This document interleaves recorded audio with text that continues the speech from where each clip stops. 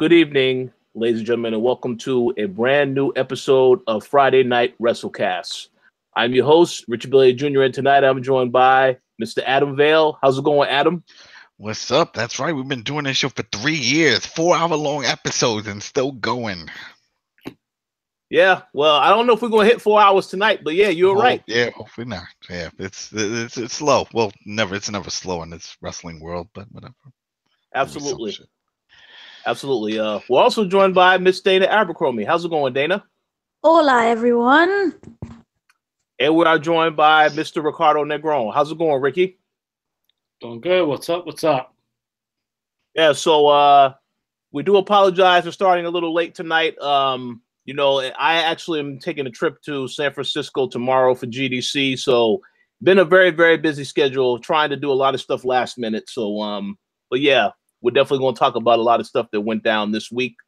But before we get into... Oh, wait, real quick, since we just mentioned GDC, if you see anybody from 2K over there and that's part of the wrestling game, can you sit them down and talk, be like, yo, what's with the bullshit, crappy games you're releasing? When you gonna fix the Switch, or is that just wasted money? What the hell, man?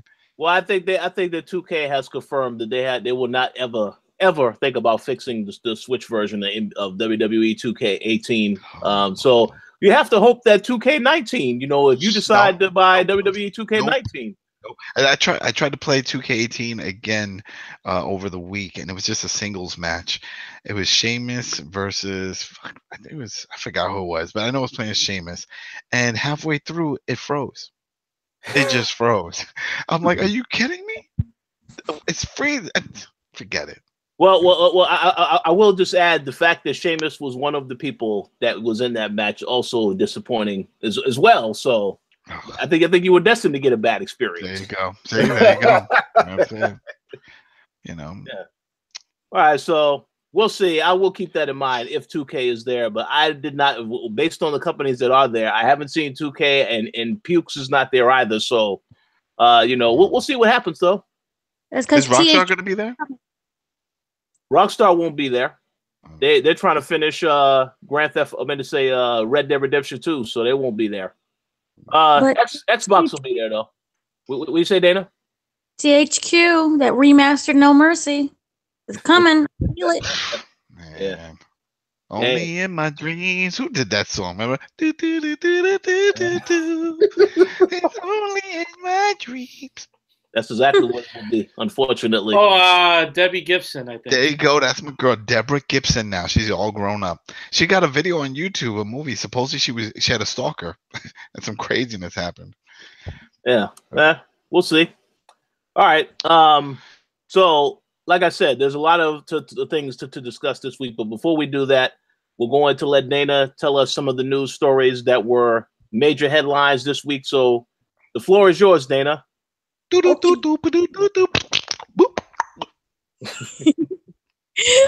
right, we're going to start off with the biggest news today. There's two big news, but the first one is WWE kicked off a 35-minute press conference that you could see on their YouTube page. Basically, they announced that WrestleMania 35 is taking place at the MetLife Stadium and also over at Barclays. So, yay, because I live in New York, so this worked out. Oh, Mania. Yeah. So on April 7th, 2019, if we're all still alive by then, the Show of Shows will finally hold their event at the Barclays Center and over at the MetLife Stadium.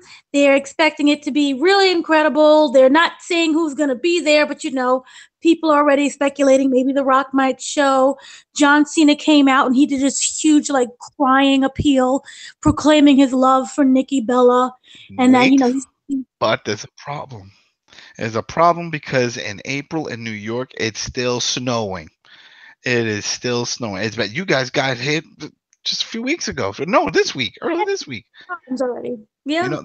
That's the thing. I remember when I was over there, when I lived in New York, I just moved a few years ago, but it was still snowing past April, March. It was a lot of snow. So MetLife Stadium, which is Giant Stadium, I mean, it's an open arena.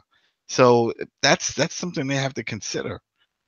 So footballers can play. No, Wrestlers. I don't think we've ever seen wrestlers wrestle in snow. I don't think that's ever happened. Make Just Roman saying. snow. Let him wrestle snow.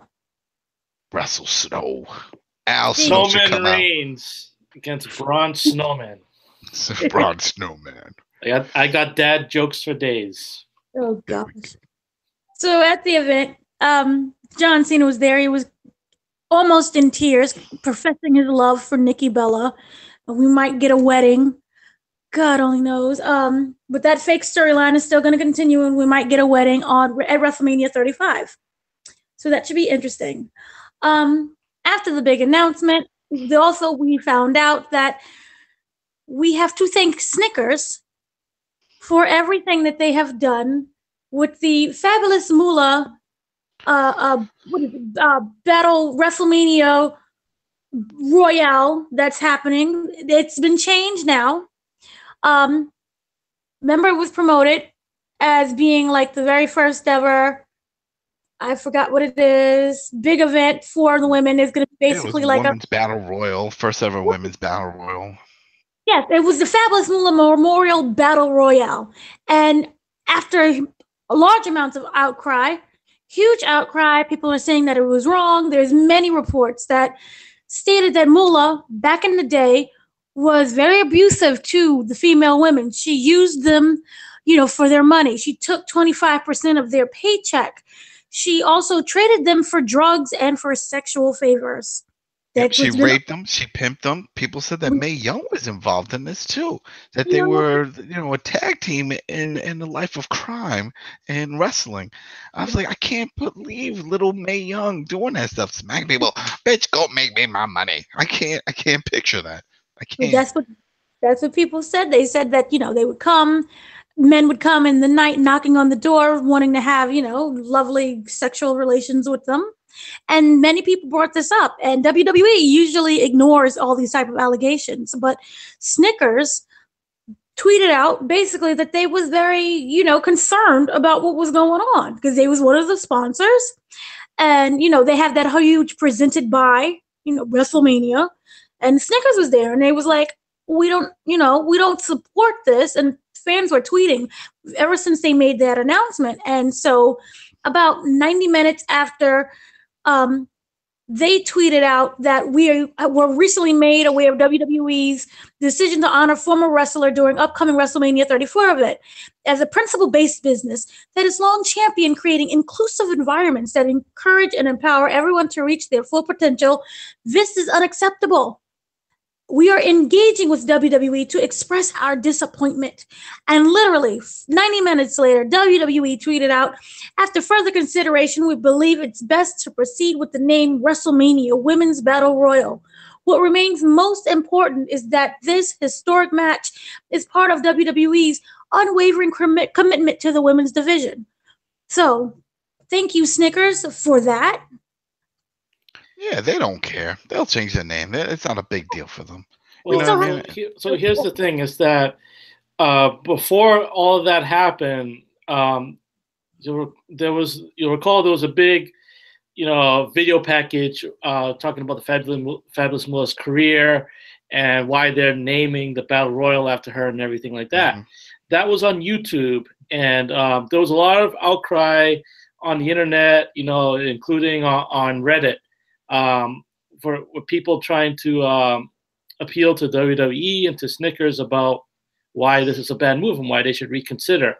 And WWE's response to that was to mute the fans by disabling comments in that YouTube video. So they really wanted this to go away and just proceed as planned.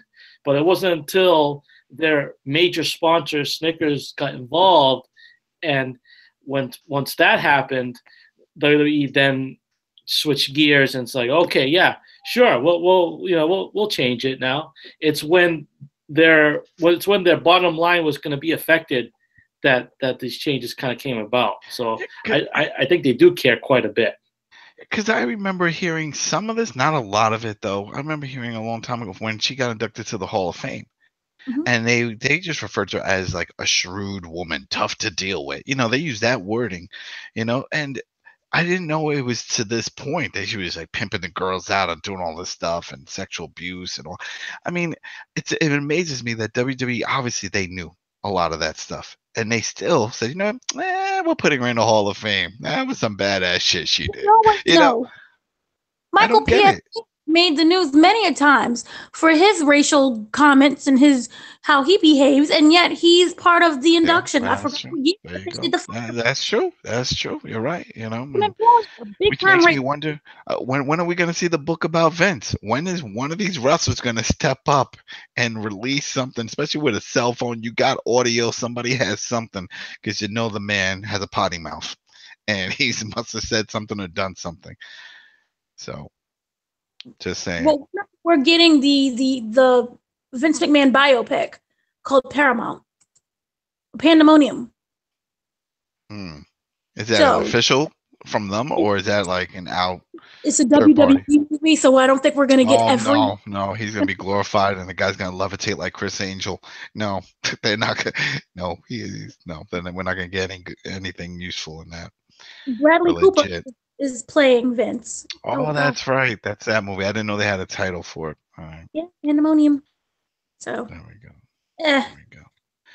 But yeah, this whole Beulah, man, the Fabulous movie, that was just crazy. I'm just surprised. I'm really surprised. You know, but like you said, it's the bottom line. You know, all it takes is for one of the big money investors to get involved and say, "Hey, we're thinking of pulling out of this," because I'm absolutely sure, just like any other contract with when they have it with celebrities and stuff, that there's a clause. You know, and if this probably one of them is like, hey, if something happens that could impact us, you know, and sprinkle some tarnishment or anything onto our brand, then we're backing out. You know, and once they started getting tweets or who knows where else fans were hitting them up, maybe on the websites or whatever, they're like, no, we don't want to link to this. And I heard after that some people saying that, and I don't know, this is probably more rumors, people assuming, but it sort of makes sense that this could also put a big damper on the whole Hulk Hogan possibly coming back, because if people are wised up and are bringing this stuff up with Beulah, why do I keep saying Beulah? Fabulous Moolah, then they're definitely going to remember all the shit that Hogan said. You know, and that if he comes out Mania, people might start chanting some shit or it might cause a big problem. You know, and that Booker T brought it up on his show, said it best. He was like, you know what? He knows him. A lot of people know Hogan. Yes, he said he messed up, whatever. Well, you got to tell the world you did it. You know, go tell the boys in the back, go out in front of the crowd, apologize, own up to it, just let it go. Take it from there. Mel Gibson did that. I don't know if you guys know, but Mel, when he did that, was it the Ridge. The Ridge. Ruby Ridge. What's it called? Was it Ruby Ridge? The war movie that he directed. Right, and he had to. They were doing all the. Hacksaw Ridge. There you go, Hacksaw Ridge. So when he was sending all the actors out and stuff doing the promos, it made sense, you know, because they're the actors. But then he wanted to go out there, and that was a big deal because it was the first time he's been in public eye really talking to the media, especially after all the things that happened a few years ago. And he talks about it. He's like, yeah, I was boycotted. You know, I said some things, came out. I did say those things. You know, I did a lot of drinking and I did have different views at the time, and it was horrible. I was in a bad place and I said it, and I'll own up to it, and I'm sorry to everybody, you know, that I offended, and that's just not me, but that's what I did, and I'm sorry.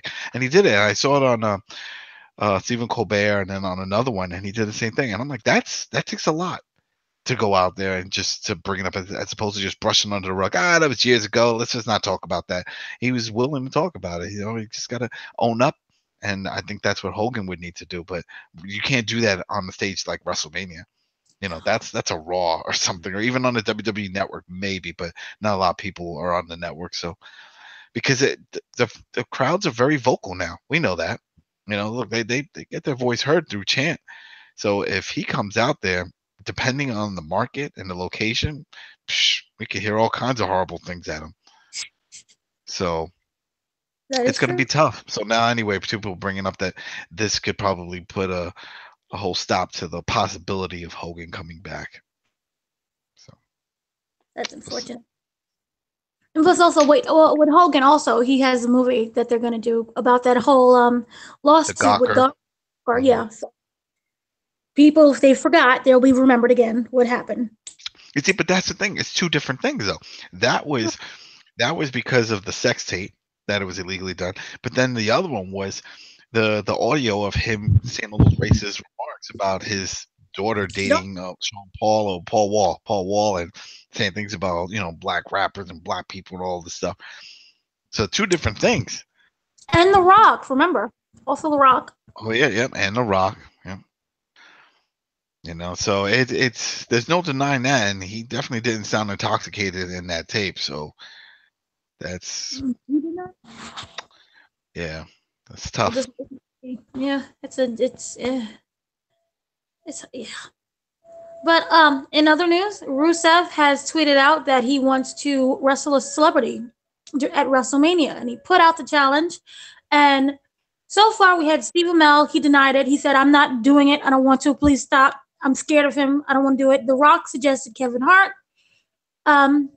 Kevin Hart didn't respond, but interesting enough, the person who did respond was Macaulay Culkin, and he really wants to go at Rusev. I doubt that's going to happen, but that would be hilarious if it did. I'd like to see that. I'd like to see Macaulay. That'll be fun. That would be fun. It'll be out of nowhere. That's what makes those type of situations interesting, especially like create a WrestleMania moment. Give us somebody that we just wouldn't imagine in the ring, and poof, Macaulay Culkin. I'm sure a large majority of the audience won't even know who he is. Like, who's that guy? But who knows? It'll be fun. Yeah.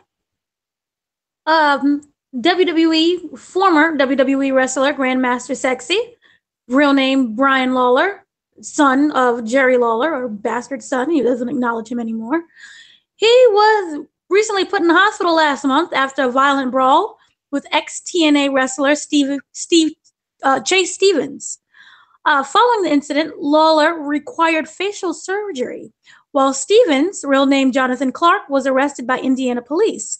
According to a police report obtained by multiple sources, the fight took place in a hotel room Lawler and Clark were sharing. After Lawler stumbled into the hotel lobby, still in a daze, the local authorities were contacted. So, right now, it seems that Lawler said the attack, his version is that it was for no reason, and that he is very confused by the whole incident. The physician that reported Lawler had several broken bones in his face, broken teeth, good Lord. And that's an ass whooping. And that everything it required surgery. Officers were told that a trauma team had been activated after Lawler's injuries had been evaluated. Lawler was intoxicated on alcohol and admitted he's on several prescription drugs, and that he absolutely wants to pursue charges against Clark. According to one of the witnesses at the scene, Clark's girlfriend, Lawler, was drunk and started causing a scene before the TNA wrestler hit him more than once in an attempt to calm him down. So he tried to beat him to death so he would just stop being allowed drunk. At least it didn't result in death, because that's the other way you keep somebody quiet longer, from an ass whooping. You just keep, shut up, and also, Clark thought that he was making advances on his girlfriend earlier in the night, so that also, will cause a butt whooping. But my God, he almost killed him. Yeah, no, there's more to it. I'm telling you, that's an ass whooping. If you have to go and get your face all reconstructed up, and that's not losing one or two teeth. That's pretty bad. It's awful. Wrestler legend Marty Jannetty, I said Jannetty. Jannetty revealed that his life was almost destroyed after 6 hackers put up a post on his Facebook page saying he wanted to have sex with his daughter. In his first interview, since the post went viral, Jannetty said his daughter Bianca became reclusive while he was bombarded with abusive messages from people who thought the post was authentic. Jannetty, who used to be tag team partners with Shawn Michaels, we all remember him. He was the one who went through the glass door, or the glass. It was a window. Got thrown in again when they had that little scat. So he says that his life is completely ruined, and that still to this day, he is getting bombarded with emails and wrestlers about this, and fans at live events keep asking him about why he wants to have sex with his daughter. He says it's still not true. He never stated that he was hacked and that it was terrible what happened, and he would just like to get back to his life. And he wants people to please leave him alone about it. WWE UK superstar Tyler Bate is currently out of action with a minor knee injury. As indicated on a recent WWE NXT TV taping, Bate and Trent Seven were replaced by Roderick Strong and WWE UK champion Pete Dunne in the Dusty Rhodes Tag Team Classic. No word yet on when Bate suffered the injury, but he still worked several matches in February, including the Thunder Bastard match for Progress on February 25th. So he's not going to be out of ring long. They have announced that they will have upcoming matches in April, but as for now, they will not be competing at the Dusty Rhodes Tag Team Classic. So many people are also wondering when is Daniel Bryan's contract is going to run out. Where is he going to go? What's going to happen? And just found out that his contract will end in September, which is just over a month after SummerSlam. So, if anyone's wondering where he might go, he hasn't made any announcements. He's not going anywhere. These people are stupid. Go. There's no reason for him to go. He's got a good job. He's making good money. For what? So he can go to Japan and take a stiff, strong style kick to the head and then can't walk? Come on now. Hold on a second. You said he has a good job? I don't know now? about that. Well, that current storyline is not good. Yeah, storylines come and go, but he's still got a steady check. He's got a baby and stuff. I mean, come on now. He can't go out there and take that chance. You know, if I went and the doctor's telling me, especially after the surgery and all the other stuff, no, I'm not taking that chance. Look what happened with Paige. What happened with Paige. Yeah, that's a wake-up call. Example. You see something like that, and you're like, you know what? That could be me. No, I'm good. I'm good. I'm getting paid. He's getting paid. He doesn't need to do that. Doesn't need to do it. Plenty of other ways to make money. Well, hey, I would just add he doesn't need to do that, but I know his wife has said that she is very supportive if he wants to do it. So it's until things go wrong, and then when he starts hitting the bottle because he can't walk and shit and starts getting all nasty, that's what happens. Depression kicks in. Depression is real. Okay, that will kick in. Then we'll see you behind the scenes and one of those true Hollywood story type shits. Yeah. I'm like, oh, we could do this. One of the Bellas. It'll work. We'll see. Go ahead, Dana. I think it'll be okay. I do. I really think it might be okay. Remember, he's been cleared. Yeah. Anybody, I can find a doctor to say all kinds of shit too. You know what I mean? You just can't take that chance. Can't take that chance. Just go with what they have. They have their in-house doctor who checks all the other guys out. Just take his word for it. Yeah, and the same in-house doctor almost killed, CM Punk. You know what? That's a court case, and we don't need to get sued. So let's move on, Dana. Let's just keep going. In other news, Sasha Banks versus Bayley will not take place. Both women are added to the Battle Royal to help fill the match. So, yay! Because I'm sick and tired of that storyline. All right, everyone's excited for Undertaker. They want Undertaker to come back. Nope. However, unless there's Undertaker is dead, but there's a possibility that we will get the American Badass, which I don't know about y'all, but I'm excited for that one. No? Yeah. I just want to make a quick comment. I 100% believe that will happen because Kid Rock has to have some type of performance at WrestleMania. So I think that's going to definitely happen. Oh my Which Lord. way if they conduct Kid Rock? What's going on with that? We'll say what? You're inducting Kid Rock after everything he's done. Yeah. No. People don't remember. People hated the badass gimmick. They hated that. I loved it. I thought it was fresh and new. But see, even if some people didn't like it, in storyline, it makes sense because we already saw the Undertaker when he lost to Roman Reigns last year. I mean, he leaves the stuff in the ring. I think that's a sign. Okay, this is over. This gimmick is over. Even though he was on Raw 25, and that was a very forgettable interview. But I think, yeah, I definitely could see that happening. Only because Kid Rock, 9 times out of 10, whenever they induct someone into the Hall of Fame that is a celebrity, they do some type of performance, or something. We had Snoop walking down Sasha Banks down to the ring, doing his thing. So I think it's definitely possible at the very least. Oh man, that's another reason why I don't want to see this damn Mania. You want to see that? You want to see the Undertaker. You don't want to see freaking Redneck Jimmy on his bike. I don't want to. I want to see it. Shit, I don't like it. No one liked it. This didn't Bring work. that tattoo. Have that bicycle, that American flag bandana, the leather jacket. Come on now.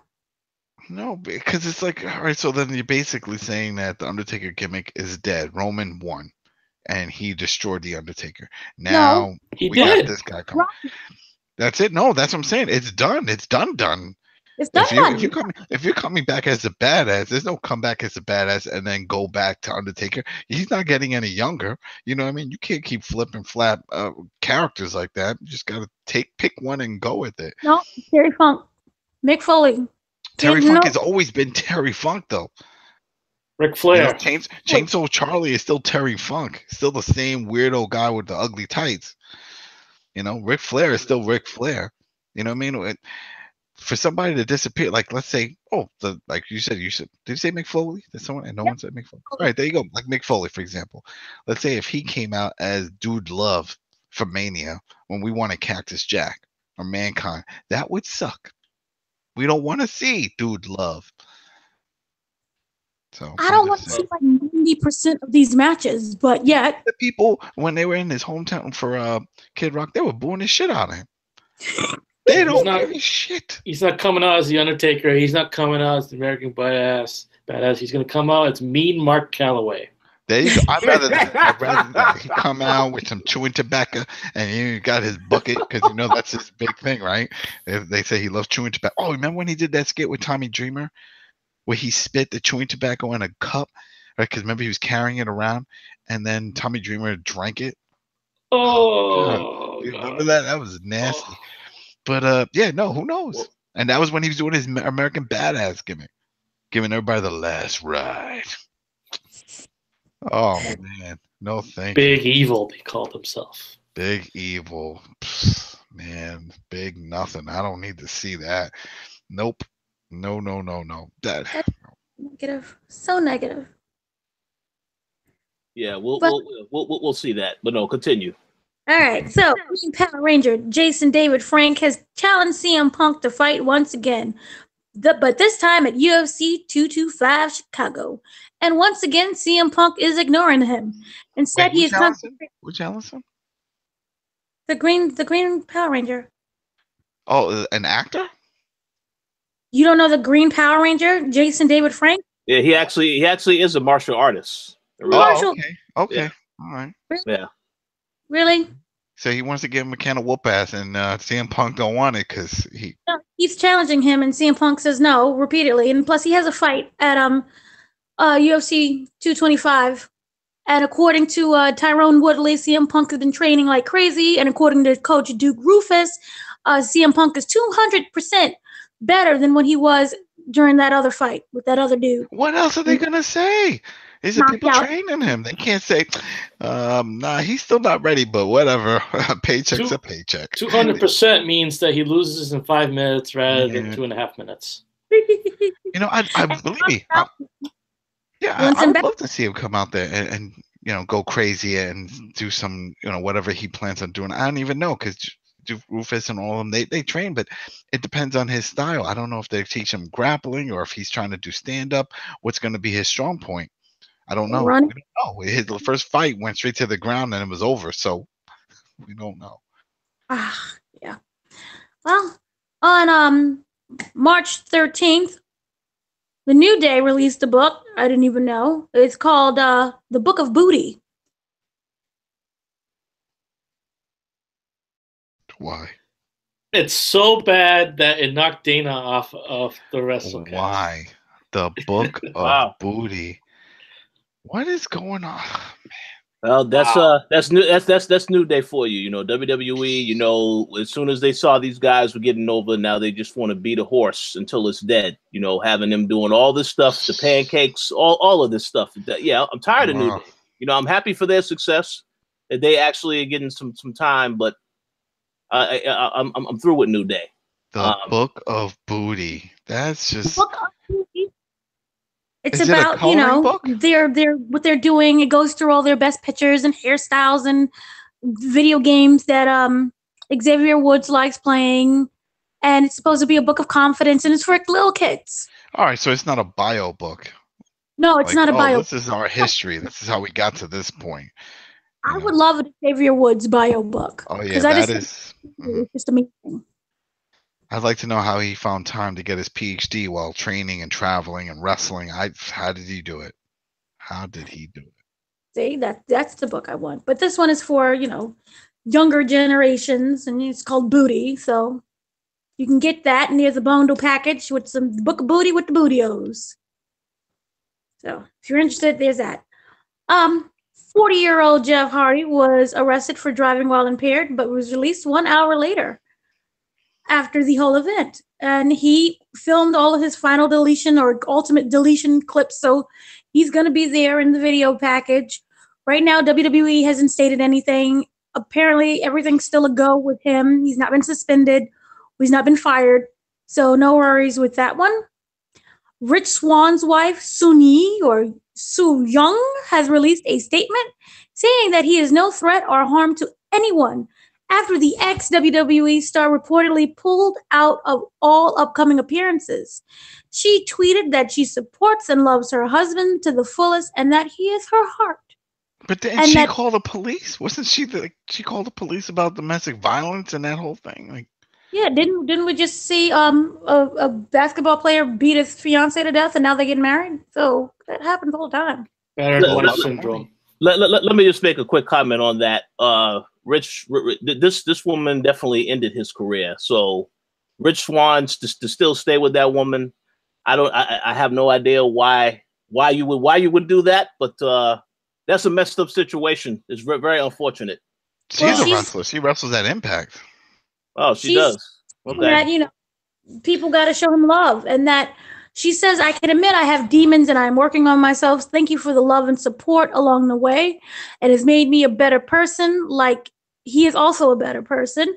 He is no threat, and that he is an amazing person and an amazing wrestler, and that she's trying to get him to have his job back or to work with someone. However, people keep canceling any type of performance he's supposed to be doing. So I thought he canceled all of his performances. He can't. Well, that's where it says. She's saying they're canceling, and he's saying he canceled. So CZW replaced him, and they said it's because he canceled. He told them at the last minute he wasn't going to go. They wouldn't do that. They no. He's pulling out.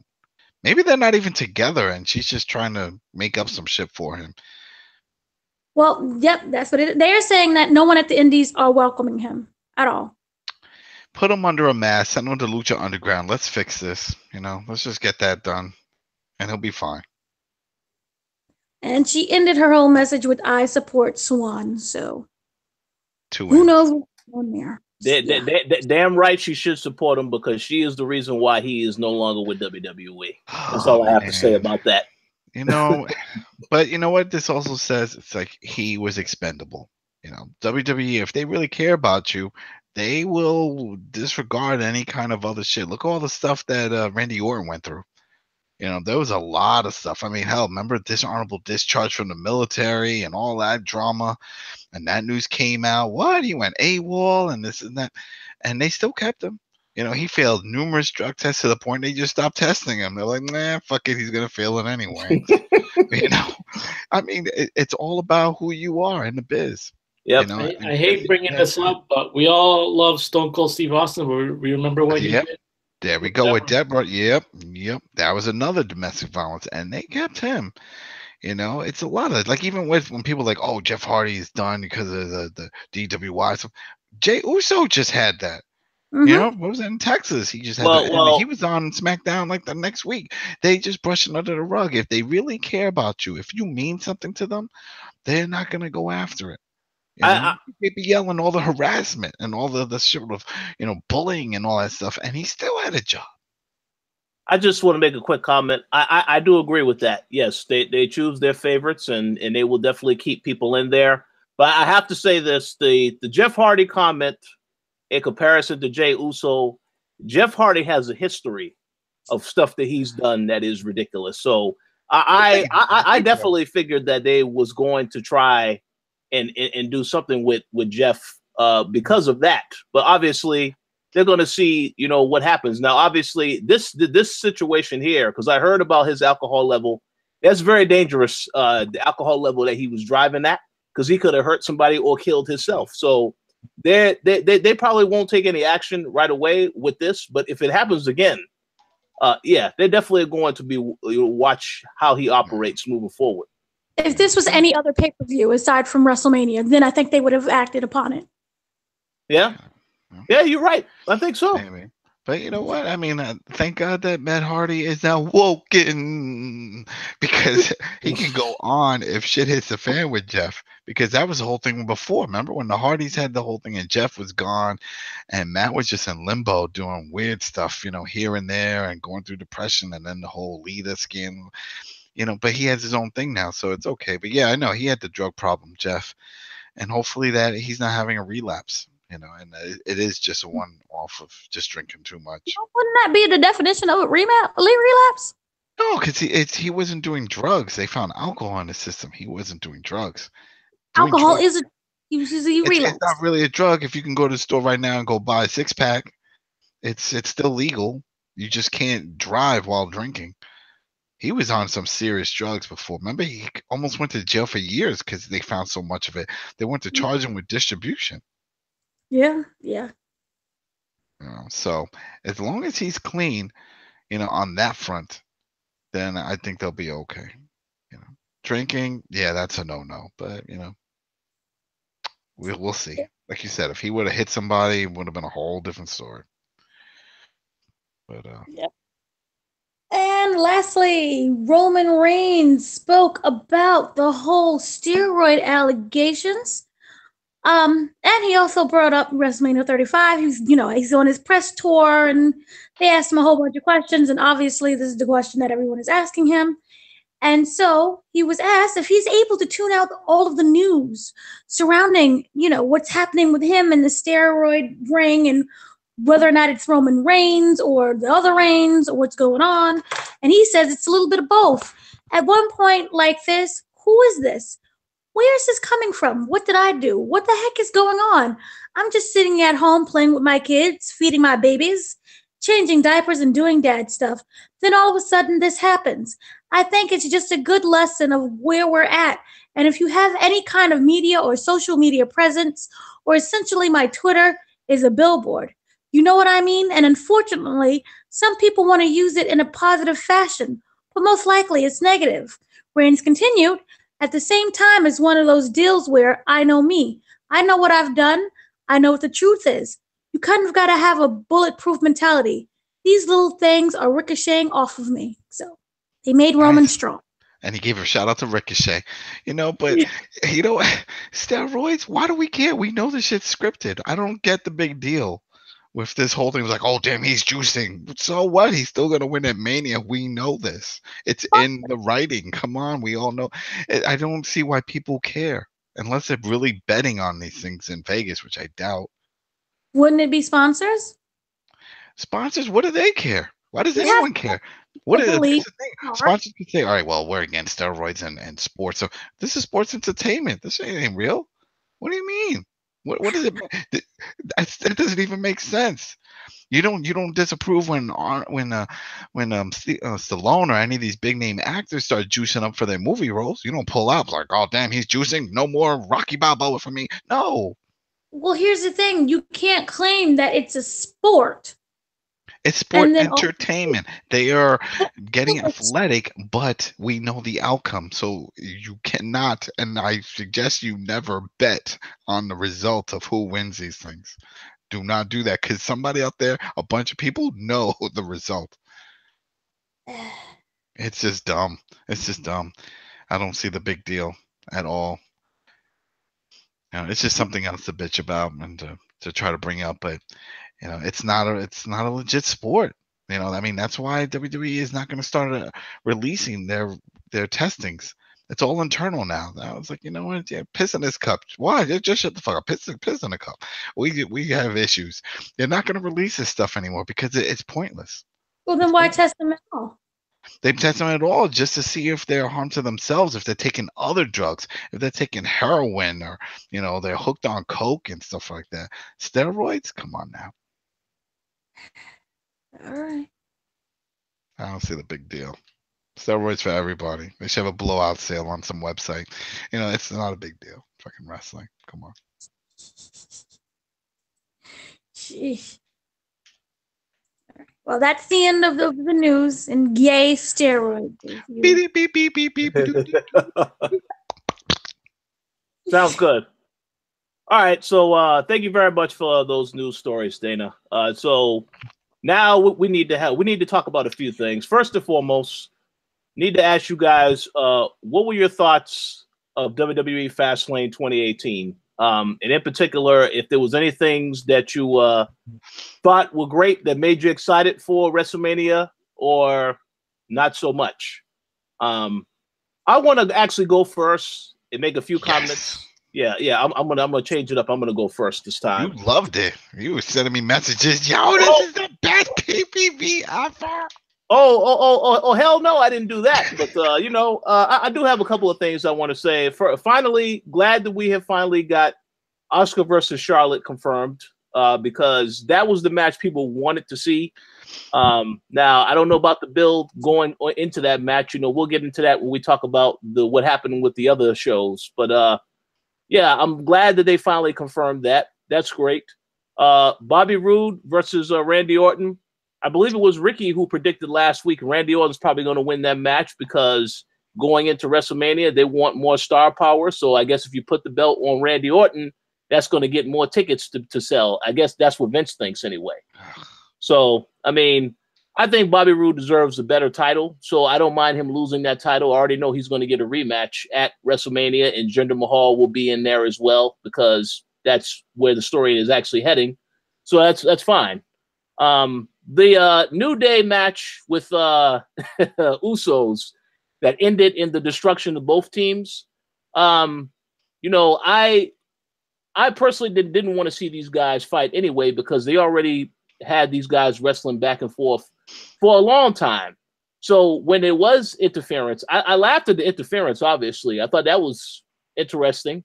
But I mean, it's fine. Do I think that the Bludgeon Brothers are going to actually win the titles at WrestleMania? Because I'm pretty sure there'll probably be a triple threat for their tag titles. I have no idea. All I know is that I didn't want to see Usos and New Day again because I already got tired of that matchup. And I hope that WWE does something with these tag divisions moving forward because it's just that they have so much talent and then they don't know how to use it. And this is with the singles wrestlers also. So that was disappointing.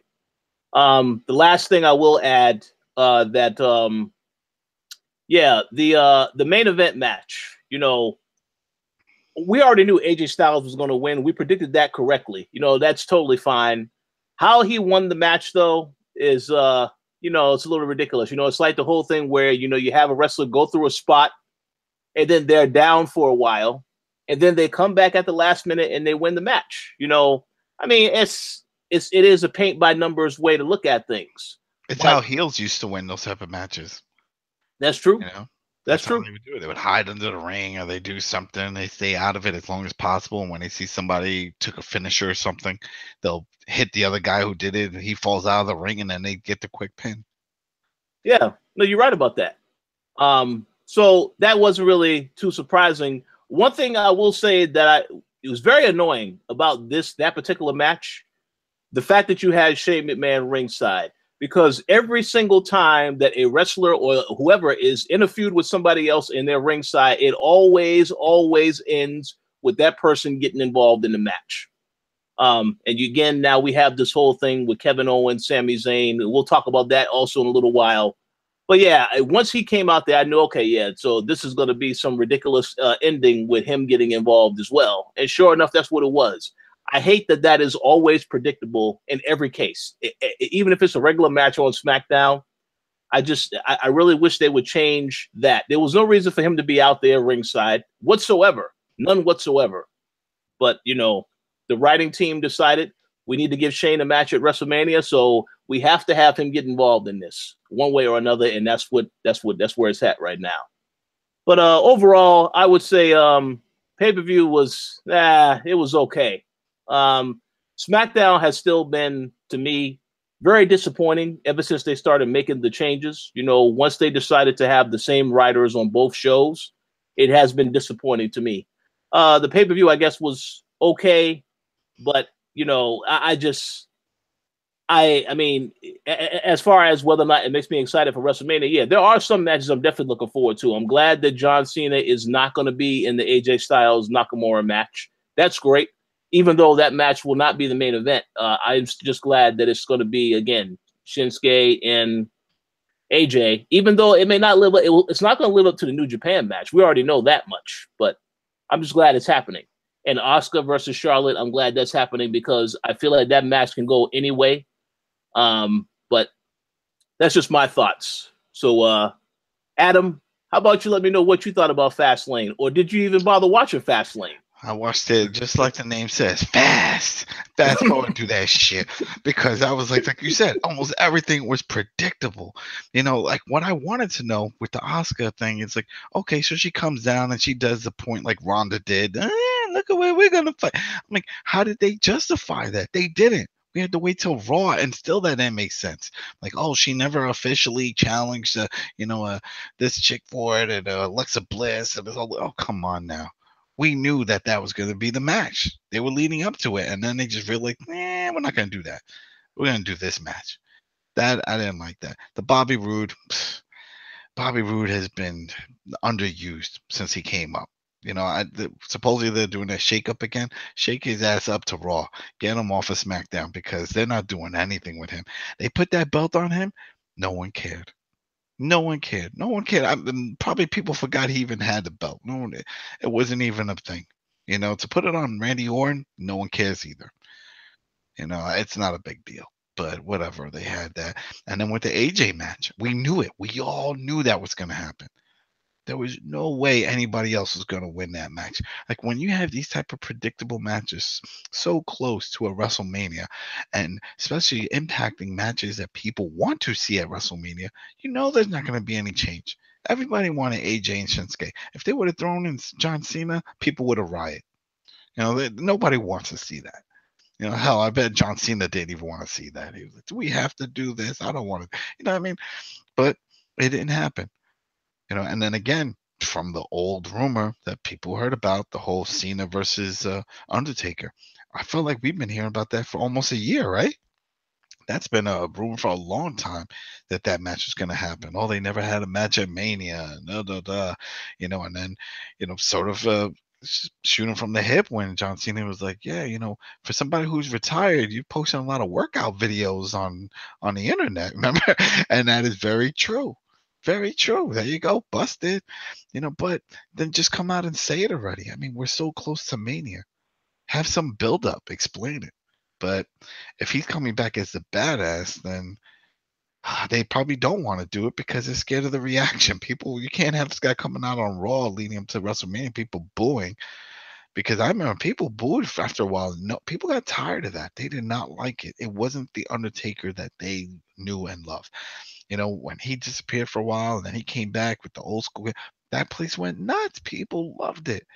You know, he's the Undertaker. You know, it's just not the biker guy. That's a different gimmick.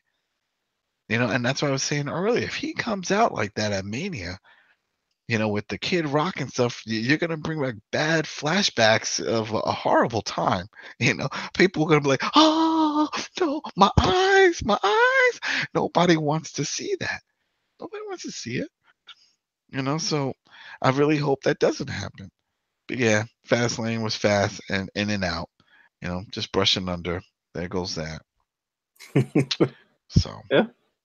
Sounds good. Yeah, I agree. Okay, Dana. What were your thoughts on Fastlane?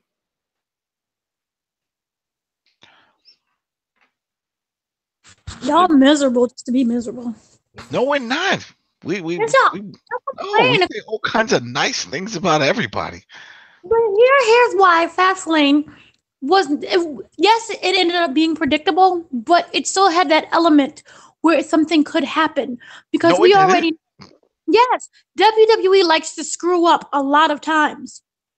So John Cena could have very well been in that match. Oh man. Okay. Nope. And please. Okay, so the Ty Dillinger and Breezango versus Mojo Rawley, Chad Gable, and Shelton Benjamin was forgettable. It was kind of really stupid. They had like Dillinger was in the college the headgear thing. There was like horse riding, and the fans wasn't really into it. It was a throwaway.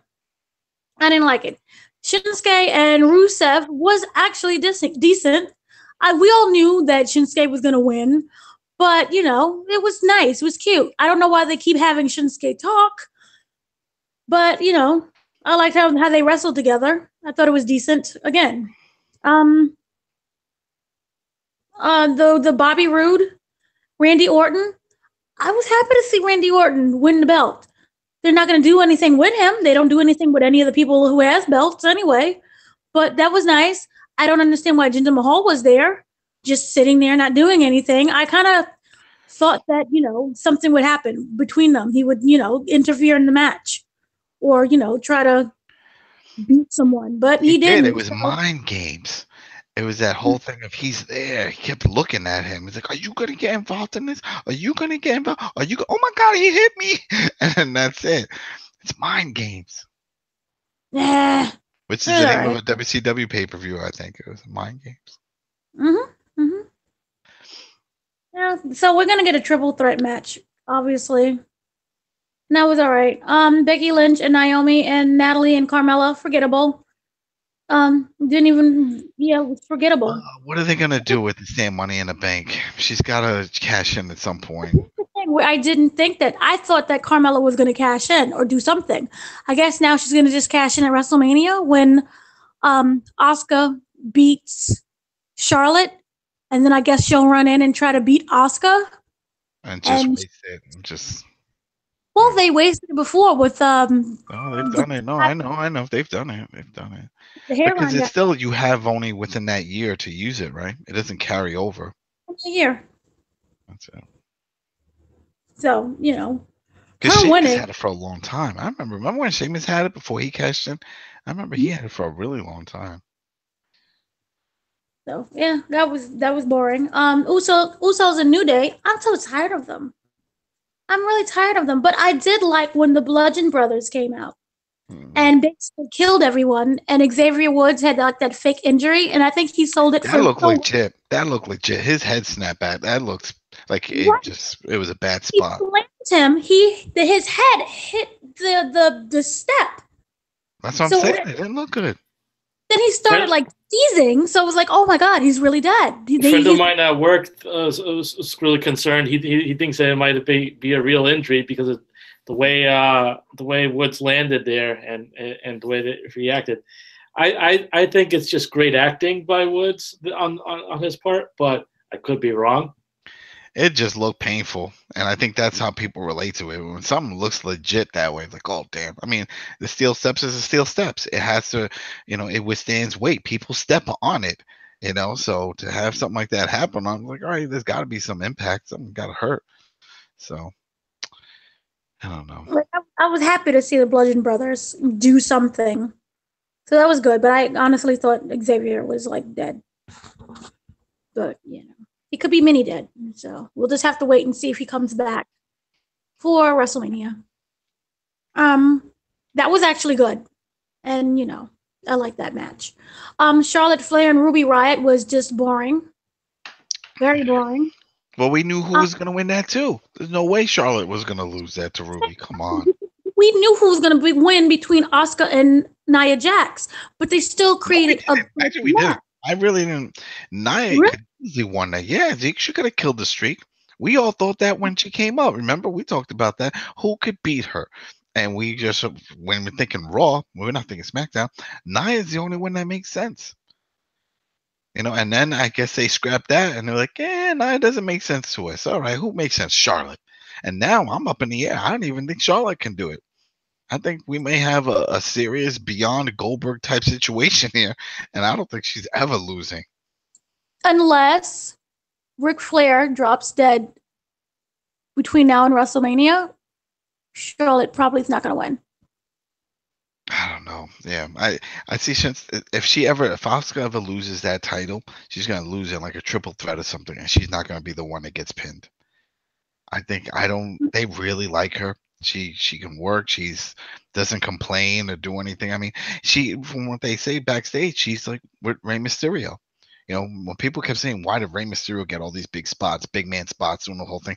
He's a little guy. Vince doesn't like little guys. He likes people that just do what he says and don't bitch. And that was the thing. Rey never bitched. Did all kinds of silly stories. Just did it. Came to work on time. Didn't bitch.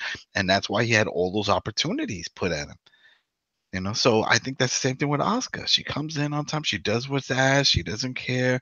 And they're like, you know what? We like your attitude. Just go out. You're winning this match. Don't worry. We'll figure something. Don't worry. You're gonna keep going. Okay, whatever. She's cool with it. And look at her. She's in the history books already, in WWE history books. Her first run in the company, and she's a Hall of Famer. So true. But for the match itself, Ruby did as best as she could.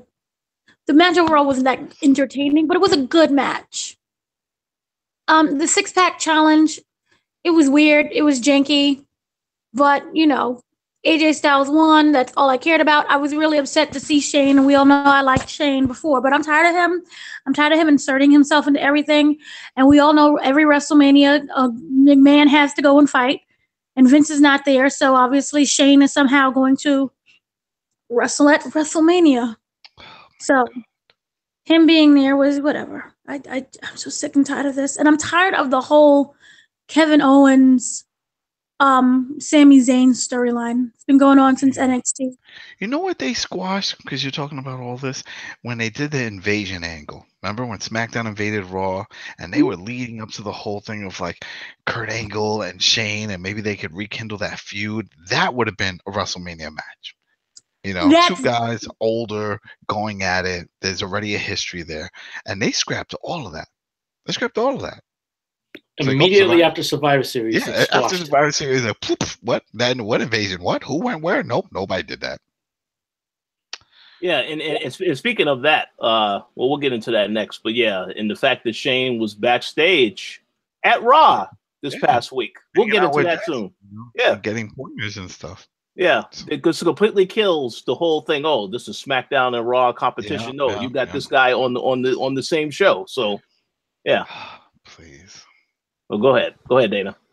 No, that was it. Overall, the match itself was like, I honestly thought Cena could win. At the moment that it was going, and with Cena and Super Cena, so I thought he could do something, but he didn't. And yay, we have the match that we want. I want Nakamura, so that's good. The only reason why I would say Cena wasn't winning, if they were going to give him that title. And being that it is such an important title, it wouldn't be on a show like Fastlane. That would be at a major pay-per-view like WrestleMania, Royal Rumble, something like that. I wouldn't think they would put that title on him at Fastlane. You know what I would like to see? A big shake-up in WrestleMania, a twist that no one sees coming. I would like to see Carmella get jumped in the back and someone take that Money in the Bank title. And try to cash in with it, because technically it's a contract that if whoever holds it can cash it in. So that's true. What if, let's say, somebody just hits it from behind, say like it's gone, and they don't know who has it, or even if they do, like let's say main event on SmackDown title match, and then all of a sudden you see she's laid out, the Money in the Bank briefcase is gone. All of a sudden, during the main event, it's over. Kevin Owens comes running down with the briefcase, cashes it in, and then he goes for it. You know what I mean? It's like, wait, is that legal? It's like, well, he's cashing it in. It's up to the ref. If the ref accepts it and the ref says, sure, bing, bing, bing, bing, because it's pointless for Carmella to have it. It's not going to happen. She's not going to get the title. So it's a waste. And for her to run out there and then do a squash match after what I'm assuming will be a very good match with Asuka and Charlotte, that's pointless. So I think that somebody should do that. They should take that briefcase off of her, do something in the back, and then have that person cash in, whether it's somebody from Raw or SmackDown. I think that'd be awesome. Hell, give it to somebody from NXT that's coming up. That would be badass. Just out of nowhere. The only thing I have to say about that is if they were to do that, it has to be a female because there will be a serious backlash. Oh yeah. If somebody hit her, it's like, it's a woman. It's like, well, the Velveteen Dream could say something like she trips, like, and people would laugh. It's like, oh, okay. We'll see about that. That'd be fun. I just want a surprise, and that's what makes WrestleMania moments for me.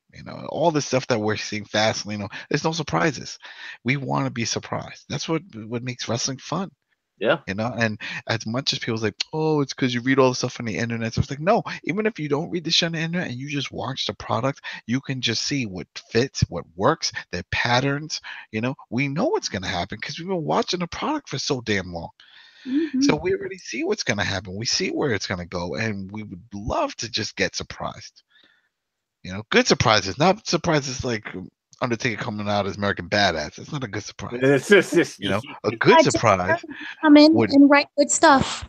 Like a good surprise would have been, if Undertaker does get announced and he comes, and then Sting says, "But I never had my match with you." Oh, you know what I mean? And then have that match, and then John Cena gets bumped again, and that would be awesome.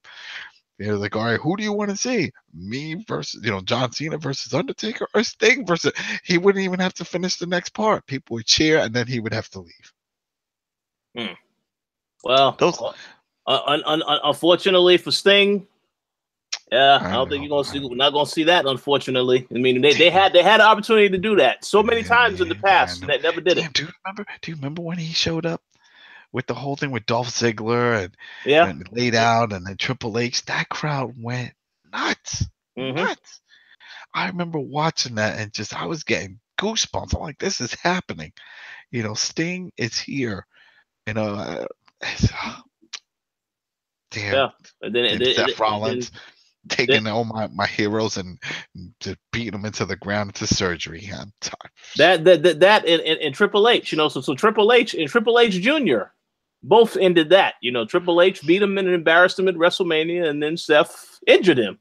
So yeah. And then we had Undertaker pretty much beating Bray Wyatt. So that was 2 wasted matches in WrestleMania right there.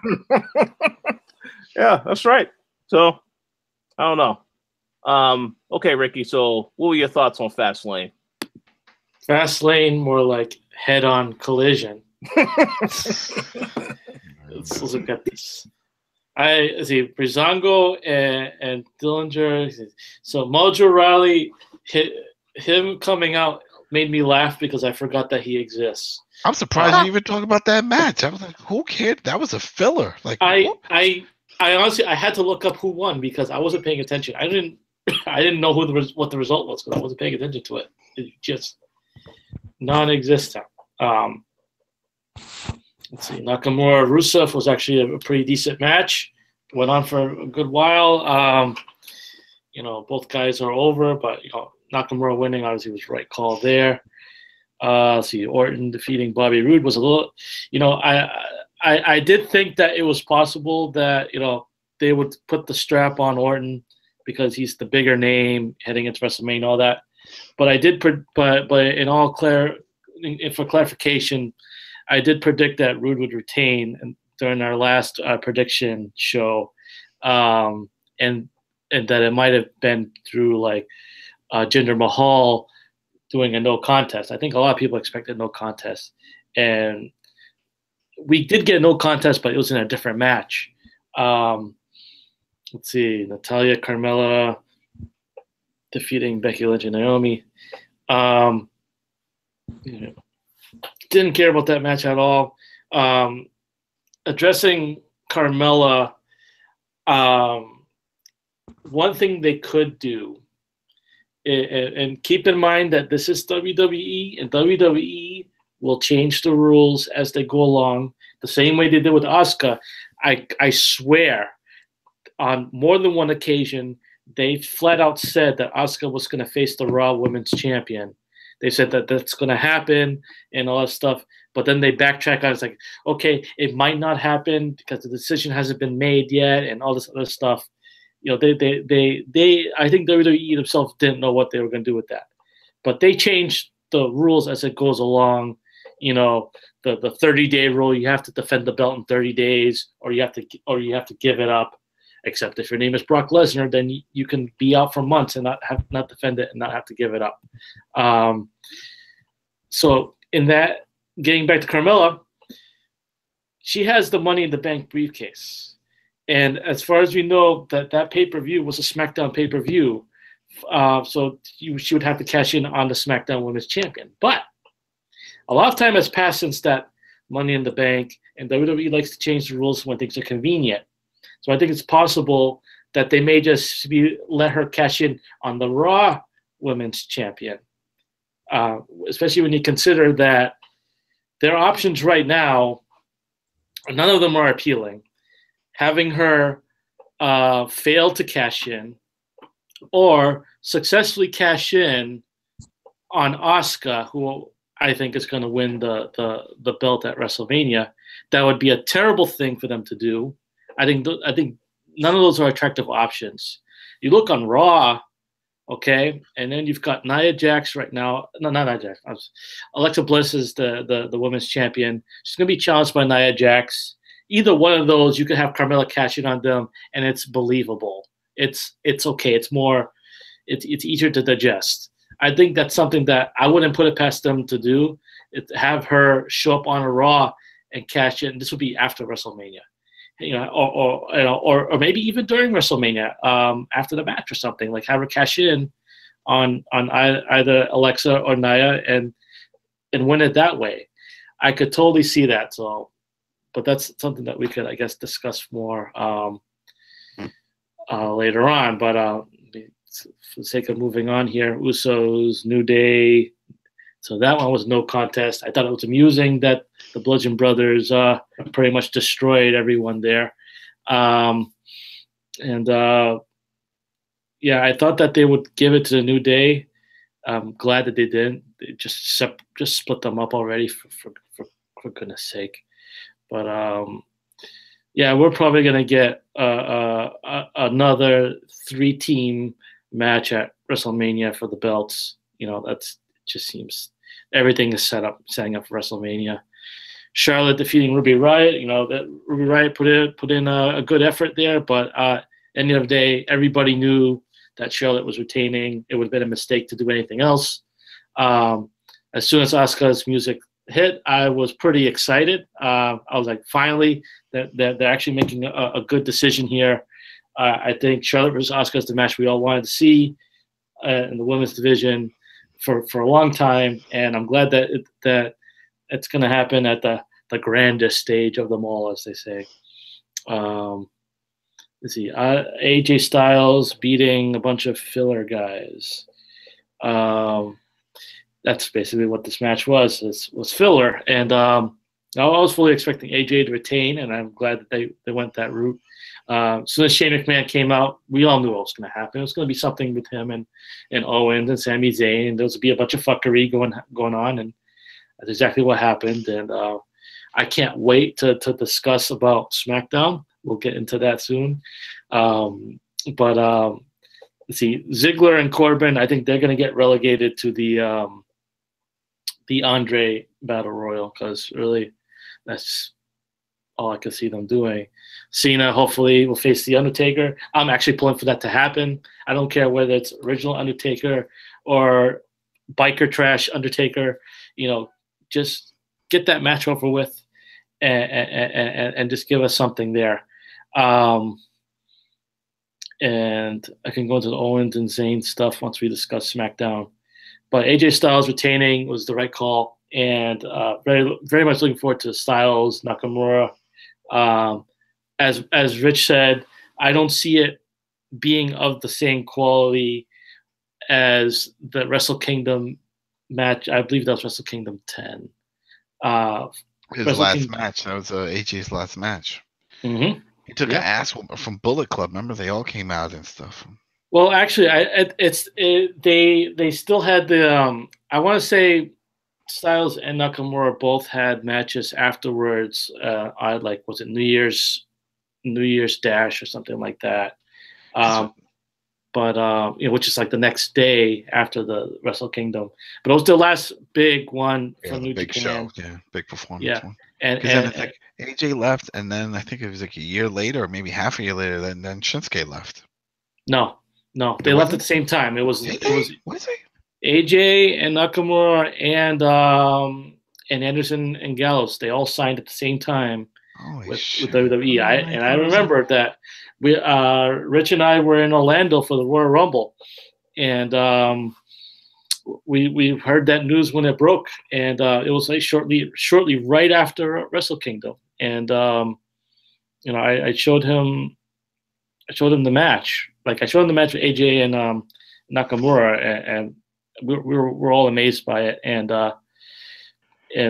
we got to see AJ Styles debut at that Royal Rumble that year. But they signed at the same time, and it was a long time coming to have that match, and it's wishful thinking that it would actually close out WrestleMania, but it's going to be it's going to be up there for the best match of the night. I'll bet for sure. But overall, Fastlane, I mean, it's what we expected. I was mildly entertained by it, but it was still very predictable. Absolutely agree with that. Great points by everybody, pretty much. So moving over from Fastlane, I want to see if you guys had any quick things to say about Monday Night Raw, the aftermath, if you will, of everything that in preparation for WrestleMania.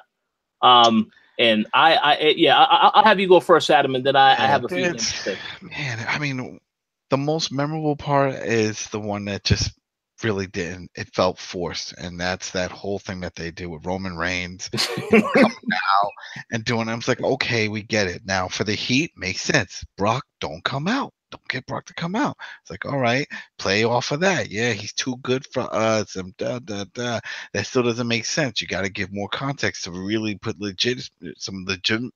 legitimacy onto it. Like, for example, like his contract's up. We all know that. Contract's up. The only other appearance he has scheduled is for WrestleMania. Okay, then mention that. Be like, hey, you know why he doesn't want to show up? Because he doesn't want the extra money. He wants a whole new contract. We're not giving him a new contract. And, put some shoot on it.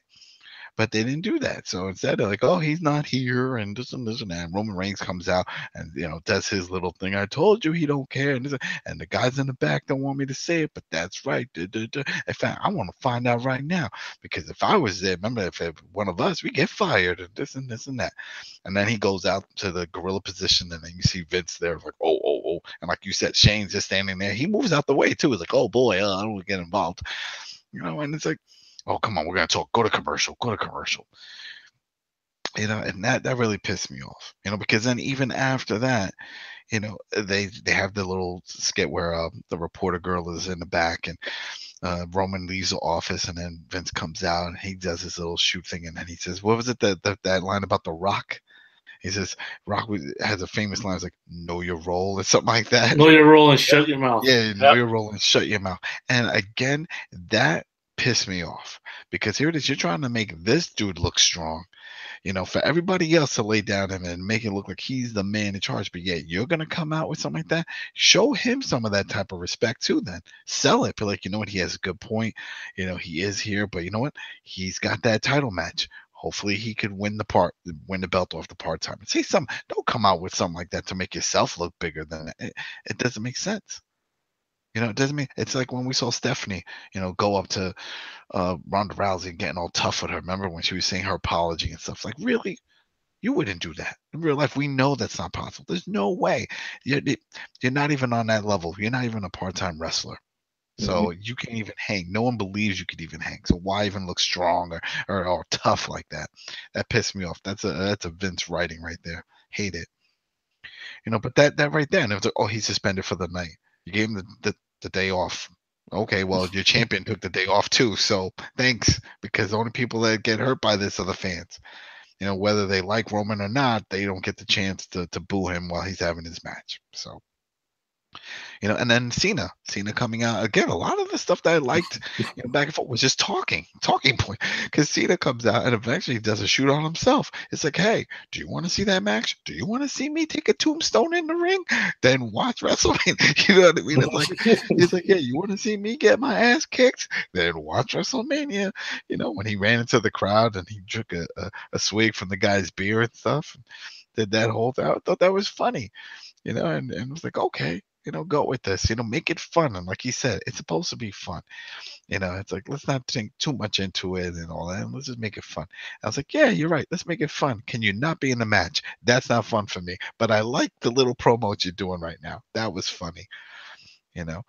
But hey, if they're going back to gimmicks, then when the badass comes out, hopefully Cena comes out as the master of thugonomics. Remember? That would be fun.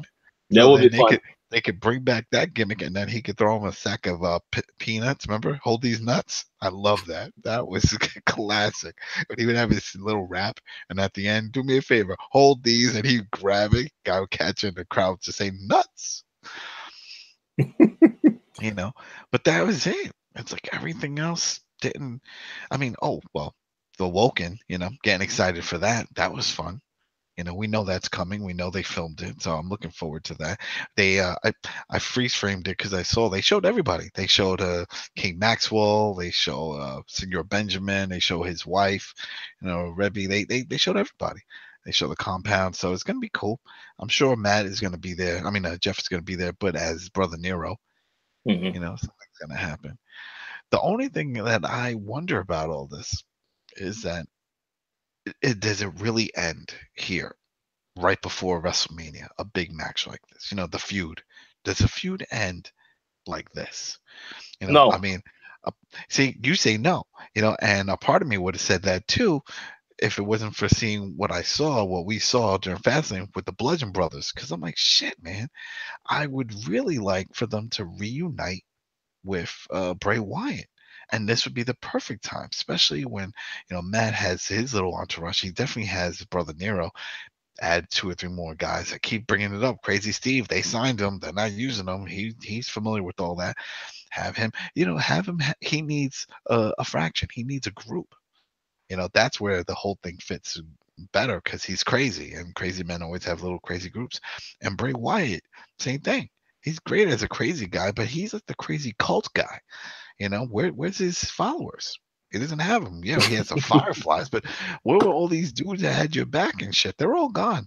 You know, Braun doesn't even refer to him anymore. Like, they don't even talk. They don't even acknowledge that he was part of the Wyatt family. Well, you know? hey, let me just make a quick comment. Say we know where the followers went. They have all sided with Bray Wyatt's ex-wife rather. There you go. So See, that's where they went. Yeah, you know, and it's like, it's sad. It's sad. I mean, if there's any time for his brother to get involved, meaning Bray Wyatt's brother to get involved into a interesting storyline to drop this whole Miztourage shit, it would be now. This would be the best time for Bo Dallas. You know, bring him in. Boom, he already has the long hair and everything. Just put him some dirty clothes and shave up his face or do something. You know, my whole fear is just that it is going to end at Final Deletion. I see Matt has to win. It's his match type. He has to win it. You know, but then what? You delete Bray, then that's it. It's done. Then we hunt somebody else. You just ended a big storyline right before Mania. See, I think it definitely could go either way. The reason why I say it probably isn't over is because, you know, Bray Wyatt had that promo talking about, you know, yeah, Matt, you have a nice family. It would be unfortunate if something was to happen to them. But I don't really know if they would take the storyline that far and have him do something to. And that's what I'm saying. That's why I was like, all right, so if you're doing Final Deletion at the house, that's why I was saying, oh, he's going to have the Bludgeon Brothers show up with him. You know what I mean? Like the Wyatt family, and that's going to do that. But then they showed up on Smackdown, you know, Fastlane, you know, attacking all the tag teams. I'm like, oh, so they're getting that whole push that they're the baddest guys out there. Unless It's not going to happen. I don't know if I should bring this up. Authors of Pain. Unless they bring Authors of Pain up and say, you know what? We're going to take their manager away, Paul Ellering, and we're going to just link him up with Bray. He's got two big monsters with him now. You know, they come out with their masks and stuff. Unless they do that. Or they do something with Sanity. They call up Sanity and they do something with them that way. But then again, you're just cutting out, Eric Young because he's their mouthpiece. Yeah. Well, the thing is this, that there's another team. The thing is this, those guys, Sanity and, Authors of Pain, they're on that NXT card. So I mean, I don't think they'll get there. Yeah. But if they wanted to introduce some other people into this equation, you do have a team that just joined NXT called War Machine. Yeah. That we don't know what their gimmick is yet. But then that's the thing. Then they would skip all of NXT. Like if let's say we didn't see them on NXT, but we knew they signed, I would instantly think they were getting called up just because they have the look. They have Vince loves big men. They're big men. They have the look. It would have been perfect for that. But I don't know. I'm looking forward to it. That's a match I'm looking forward to, and that's not even a Mania match. That's next week. Yeah. Yeah, but that was a few days. So yeah, those were my highlights for Raw. That was it. Those three right there were my highlights. The matches and stuff in between, and seeing the bar get jumped and stuff. That was silly. All right, so straight up silly. So yeah, I do have something to say real quick. Okay, so I'll give my thoughts real quick. I'll be pretty brief. The John Cena thing I thought was funny because this whole time in this stupid storyline with John Cena begging for a match, basically saying it's all about ego. Yeah, he comes after the Undertaker and says, "Undertaker, you have the ego. You lost your match and now you don't want to wrestle again." So I thought that was a ridiculous angle for him to come after the Undertaker. So the Undertaker match is definitely going to happen. I wish Undertaker would have came out. I'm like 25 years older than you son of a bitch. Calling some real facts. It was like, yo, I'm old. Yeah, he is old. He is old. That's what I'm saying. So I'll be curious to see what happens with that. But we're definitely going to get that match. It's a matter of whether it's going to be the Undertaker or the American Badass. It doesn't really matter, but I think it's going to definitely happen now because you insulted the guy. You called out. You said, "Oh, he's working out with his wife." So that always will lead to now there is going to be a confrontation. So that was fine. That was entertaining. The Roman Reigns thing. I laughed at that because this is WWE once again. They will do whatever they can to try and get Reigns over with the fans, no matter what. They will do whatever they can.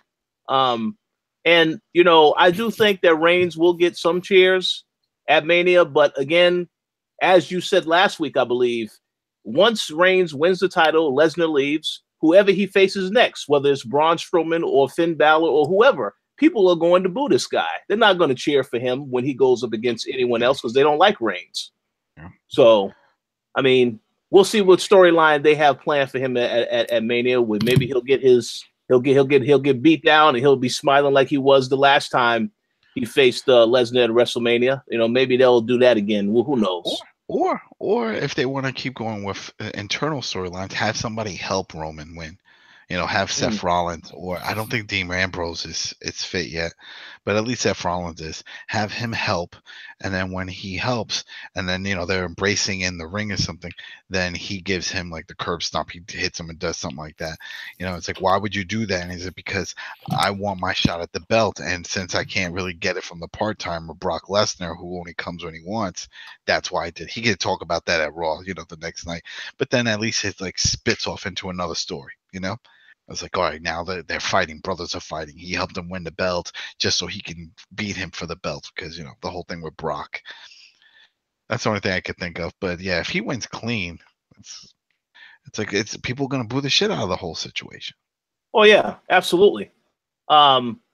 But, it was dumb. And as I mentioned earlier, you had Shane backstage also. So that whole kills this whole, it's Raw versus SmackDown. It's over. That doesn't even make sense. That made no sense. We all knew that whole segment was planned. Why was Shane even standing there? Yeah. Why? Well, Why? I guess they wanted to try to make people like surely this was totally unexpected that they didn't expect Roman to walk back there and all this other stuff. I don't know. You know what? For some people, I guess they could think that only because of the pipe bomb. We all know about the pipe bomb. We watched it, most of us watched it live, the pipe bomb. They never turned those cameras off. They didn't turn the mic off. They could have, and I've always found that interesting. And that's why for a long time, I thought it was a work. Because I'm like, man, if this was really a shoot, you have Cena laid out in the ring, just laying there, acting weird, and you had him do this long shoot. And I'm like, shit, why aren't they cutting away? Maybe this is just a work. And that's what I was thinking with all of this, because I'm like, there's no way this is legit. But then, he starts saying go to commercial. I mean, I don't know. It's just silly. Yeah, it was. Well, we'll see what happens. Two other quick things I will mention, in terms of a Monday Night Raw. Yeah, the whole Braun Strowman tag team thing is absolutely ridiculous. And the thing about that is that what WWE showed me in one night, they showed me our Raw tag team division is complete garbage, because you had that whole thing where they all go after Braun Strowman. Yeah, okay. And honestly, what I think the direction that they're going to go into now with that is that I think that I see it coming from a mile away. If Kurt Angle says, Braun, you need a partner, it's going to be Elias. I see that coming from a mile away, because they have nothing. No, they have nothing for Elias at WrestleMania yet. Oh man, yeah, I forgot about that. Right, and you can't have him win by himself and just carry tag belts and say he's a tag team champion. That defeats the whole purpose of a tag team. So no, man, if they do that, they're just killing Braun. Yeah, that's it. You're making him comic relief. Don't do that. Well, hey, I hope they don't do that, but I think that is going to happen, only because they got to Elias has to have something, and I don't think they will put him in that battle royal, because unless they knew for sure he was going to win, because they still want him to look as though he is on another level. So I think that's what is going to end up happening, because then they're going to have the whole storyline. Well, can these guys coexist as a tag team? All this other stuff, but. Again, we'll see what happens on Raw this upcoming week. And the final thing I definitely want to mention, I definitely have to say something about that Nia Jax Alexa Bliss segment with Mickie James. I guess that was the way that they were going to explain the whole thing with Nia Jax, because so now they got people to feel sorry for Nia Jax. They did this twice. This is the second time they've done this with her. Because remember, Bliss was playing a friend thing a long time ago, the same thing, and they did all this. She stabbed her in the back. Absolutely. And I also want to take this opportunity to give Eric Morrow a shout out in the chat, because he mentioned that at the press conference earlier today, Nia Jax was sitting right next to Alexa Bliss. So the kayfabe is dead already on all of that. Well, there was the stockholders and everything, and we all know that it's kayfabe. We know it's kayfabe, but I will add, at that same press conference, they had Ronda Rousey come up on stage with Triple H, and then she had a stare down with Triple H. So she's still selling. Yeah, well, that's what you're supposed to do. That's what you're supposed to do. I think Ronda's a big name, so to have her no sell and everything, I thought it was a cute moment.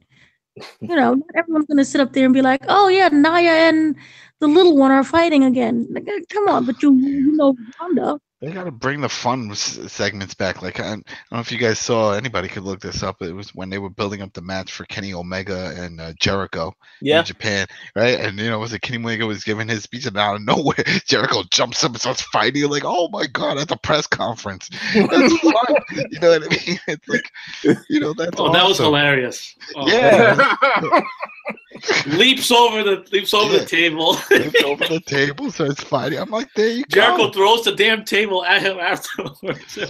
Oh man, that's what I'm saying. It's like, just go with it. Go. Yeah, the selling is important. You have to do it. You have to sell. You have to push over the story and the product, because that is what sells. You can put any of these guys in the ring. It's like, whatever. It's the stories that make things interesting. Mm-hmm. I agree. So but in terms of the whole Nia Jax, Alexa Bliss thing, yeah, they did their job of making you feel sympathetic for Nia Jax. I personally, after seeing that, I think there is absolutely no way in hell that Alexa Bliss is going to win that match when they actually announce the match and they confirm it. Even with interference, I just look at Alexa Bliss, talented, a lot smaller than Nia Jax, but just looking at that matchup on paper. Physically, there's no way in hell she beats Nia Jax. It would have to be some type of cheat, some type of cheating. We just talked about that. Don't do no Vegas bets on this. This is pro wrestling. Oh, no. Yeah, on paper, we know how it looks on paper. On paper, she gets destroyed by a big woman, but that's not gonna. I don't know. She knows how to talk on the mic. Yeah, that's it. She knows how to sell a fight. She's got the Ali syndrome right there. I mean, Ali was a great fighter, but Ali could sell a fight. He could sell a fight with anybody. And that's the thing with Bliss. Bliss can talk into any kind of fight. And you're like, yeah, okay, whatever. So it's going to be tough. Nia looks destructive, but she's just not that solid on the mic. Yeah. So, you're right about that. Still needs some work. Still got work to do. That's what I'm saying. Bring back managers. That's all. Bring back managers for the men, for the women. That was the glue. Whenever you had a big strong guy, and like, all right, he's horrible on the mic, but the guy can perform. What do? We snap on a manager. Rob Van Dam, not the best on the mic, but Bill Alfonso, he was great on the mic with a whistle. There you go. Stuff like that. Just stick them on. You have Authors of Pain. They have Paul Ellering. He's got a manager. Shinsuke could use a manager. Asuka could use a manager. Nia could have a man. Some of these people that are, great in the ring, but they're not so great on them. Give them managers. I don't get it. Is that part of budget cuts that they're like, they're expendable? Those are key assets to the product. We all know Paul Bear. He wasn't a wrestler. We know him as the manager, Paul Bear. We like Paul Heyman. Paul Heyman is a manager. Yeah. It's like, come on now. Well, I think as you said earlier, they'll consider a manager, but it'll have to be for somebody who they consider a favorite, someone who, like Roman Reigns, they can give him a manager because they love Roman Reigns, so they would definitely go all out to make sure that they do that for him if it was necessary. But hey, I guess it all depends on, they're gonna make some decisions on who they think would benefit more from having a manager. I guess we'll have to see. But I agree. Ivy was awesome on the mic. She's going into the Hall of Fame. Bring her in as a manager, a female man. Oh man, I think Dana's mentioned that was one of her favorites, right? You're an Ivy fan, right, Dana? Dana's muted. Probably, but remember, and Sienna and NXT, his manager, she is a female manager. Yeah.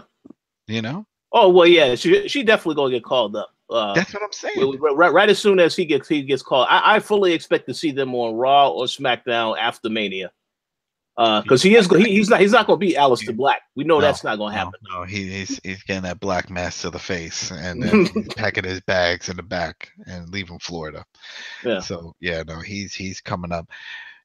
But you see, there you go. She's there, and then she could just walk around in the back and see Nia and be like, come into my office. Let's go talk. You know what I mean? She can do it. That's it. Come on now. Bring the mouthpiece. Those are fun.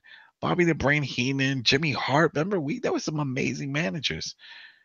That's true. Some amazing managers. That adds to the whole experience of pro wrestling. It's not just a wrestler. You can't rely on a wrestler to do everything. Can't do everything. That's true. Think about it. Oh, yeah, keep going. Oh no! I was just gonna say, Dana. So what? Tell us what you liked from Raw. If you had any highlights that you liked. That press conference at Wrestle Kingdom 12 was hilarious, and they really should have did that. That would have just Ronda like flipping out and just beating Triple H. That would have been great. But as for Raw, here's the thing. I originally really liked that Roman was confronting Vince McMahon. I thought the ultimate way to make Roman look strong is to kill Vince McMahon. So I thought he was going to go down there right? And Shane's gonna, try to fight him off. No, don't do it. He's my father. And he gets completely pummeled by Roman, and Roman knocks Shane across the room, and then he just body slams Vince McMahon. And I would be like, that is how you make Roman strong. That's how you make this whole Brock situation, this no-show thing work.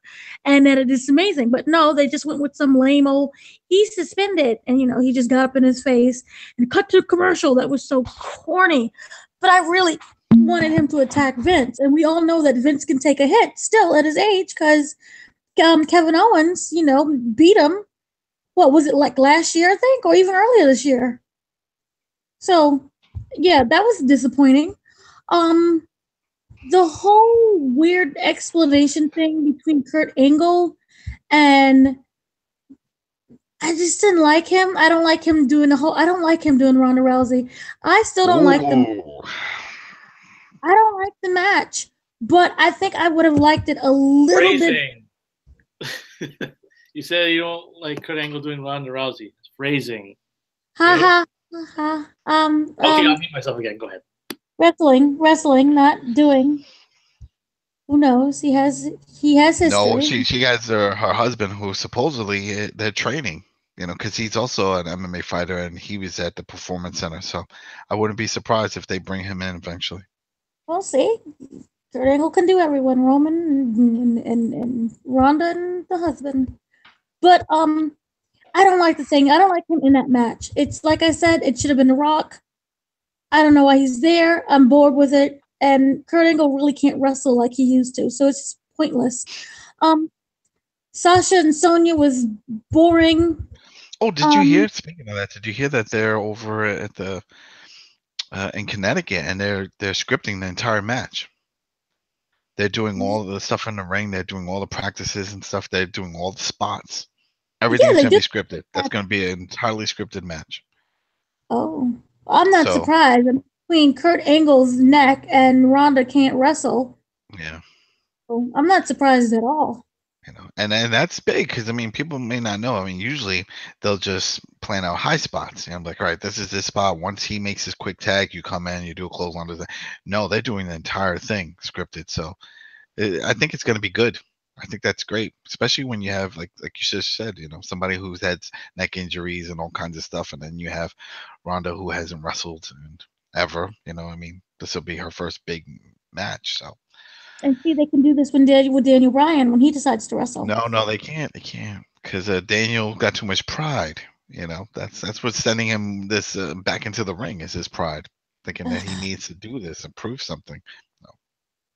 They can do something. A little baby match. Bring back James Ellsworth. No. The Sasha Banks and the Sonya Deville thing that was forgettable. The thing about Raw now is that when you watch it, right after you finish, you completely forget everything. The whole Absolution feud is exhausting, and Paige, her getting injured really just sucked the life out of everything. So that was just really unfortunate. She still comes in the ring. That's the thing that throws me off. She'll jump in when they're attacking someone. She'll jump in and point. She doesn't even stop. She doesn't even get involved. She just stands there and points down. I think they're afraid. So why is she even doing that? It's she should be outside clapping or doing something. It just looks weird when she gets in. Maybe this one thing, her still being involved, keeps her sober. So. Well, she can still be involved, but as like a manager, just talk, do something. They still play her music when they come down. She still needs that. She's very young, and what happened was awful, and to happen so young. So I think for the moment that she needs that. She needs to be in that ring, doing something, even if it's just pointing. She could be a ref. Refs get injured. Not what? Not all the time. Yeah, when was the last time you heard a ref get injured? Have you not seen the NXT match? Remember the last one with the takeover? And he was in that steel cage? Well, that's a cage, man. What's wrong with a regular match? She could be a ref for regular matches. I don't think they want to risk it. She's too young. Ms. TV, The Miz Taraj wasn't there. That was kind of weird. But the Miz TV was okay. It did a little chuckle every now and then. I never have a problem with that. The Bar ended up fighting the Miz Taraj. That was again kind of boring. It was just a whole cluster mess of tag team match that nobody really cared about, and it felt thrown together. The John Cena promo, I didn't mind that. See, again, I'm looking forward to Undertaker, whichever form that he comes in, even if it's Biker Undertaker. So, Elias and the whole Braun Strowman video warning package, it was okay. It's the same thing we always say, I'm going to kill you and get these hands, so that was boring. Finn Balor and Seth Rollins, I'm just really happy that Seth didn't injure Finn. That's all I cared about right there. That was a decent match. Asuka being interviewed, she speaks better English than Shinsuke. I'm so fascinated by that. I don't want to speak. I like when she starts screaming in Japanese. It just comes off very forceful because it's like we watch anime, you hear the heavy deepness, and she does it as a female voice. That's awesome. She goes, she's screaming, she's getting all pissed. I'm like, oh, she's gonna open whoop ass. It's fine. It works. It works. But she, I think that maybe she's learning, and this is her, getting out there and learning English, and it works. And it's much better than Shinsuke. So I don't mind. Grandma Mickey, she's still employed. Good for her. And I think that's about it. Asuka and Mickey's not even that old. Mickey's not even that old. There's male wrestlers that are older than her still active wrestling. She's not that old. I know, but still, could be better. I just hope that now that I keep thinking about it, I hope Ivory, they use her. I hope she comes in. Oh, did you hear this whole TBS thing with WWE and Glow? Did you hear about this? No. There's some kind of thing going on. It's going to be on TBS, some weird special of WWE versus Glow. And there's going to be some women from WWE talking to or interacting with the actresses that are playing the Glow wrestlers from Netflix. Why is it on TBS? I don't know. But because it's for the show Drop the Mic. Drop the Mic is basically you come in and you all do scripted raps dissing each other. Oh, that's what that is? Okay. Mm-hmm. Okay. That's cute. That's adorable. And the whole thing with Alexa Bliss and that backstage thing I thought was horrible, but when Nia came out and she was looking for Alexa in one of the suitcases was hilarious. Funny. But little. What they doing? I think it's terrible. That whole fat shaming thing. Richard already knows. As I sent some angry tweets. This is the worst thing ever. Why are they bullying her? That whole you don't be a bully, be a star thing. I just think that it's really poor writing. There's better things you can do. It's cheap writing, and that's why it's a part of me feels that this is not the writer's fault. You hear about it all the time that they come up with some great stuff and then Vince wants to simplify it for his audience. And, he's like, no, let's just go with this. You hear it all the time when they're like, oh, we want to come up with this cool thing with Rusev stuff. Nah, we'll just say he's Russian. People hate Russians. We'll just do that. Well, he's not Russian. So why? We'll just put a Putin screen and that's it. And that's what he did. Remember? He just killed everything that they had planned for him. And then they were like, and then that's what this felt like. Come on now. They didn't know that there was a camera in the room, and they had to wait for Stephanie to come and say, oh, by the way, the mic is live. Everyone heard it. It was cheesy. It was terrible. It was terrible. And the things that she was saying, I don't care if it's scripted or not. It's just, I don't understand the purpose of it. It was just poor. It would have been better if one of the other female wrestlers in the back took out a cell phone and had pointed over, and then just like how they're doing all that crazy running around with the camera doing their own promos type thing, did that point and then aired it on, showing look, as opposed to just a camera in the back there. That's just in the dressing room. That just made no sense. Yeah. It's so quick, rushed. Yeah. Yeah, it was just overall terrible. But that little thing, that one little moment when she's opening suitcases was hilarious. And I'm sorry, Braun winning the tag team Battle Royal was the funniest thing I've ever seen. So I like that. Yeah, hey, absolutely. Hey, that sounds good. How about you, Ricky? Anything that you thought you enjoyed from Raw or what? Oh yeah, sure. So I gotta apologize in advance because I was a little distracted there. In non-wrestling news, I just saw for the first time in history a 16 seed knocked out a 1 seed in the NCAA men's basketball tournament. I never thought I'd see it happen in my lifetime. So I saw that coming down to the end and pretty much had to check it out. So my apologies for that. I'll get back to the task at hand here. Oh, no, you're fine. Go ahead. Let's see. So, yeah, the John Cena promo was very entertaining. Obviously got everyone hyped up for the possible match with the Undertaker. I think I addressed that when we discussed the Fastlane, that I don't care what flavor of Undertaker you get. Just give me Cena versus Undertaker at WrestleMania. I'm probably one of the few people that actually wants to see it go down, even though, this is like both these guys are past their primes.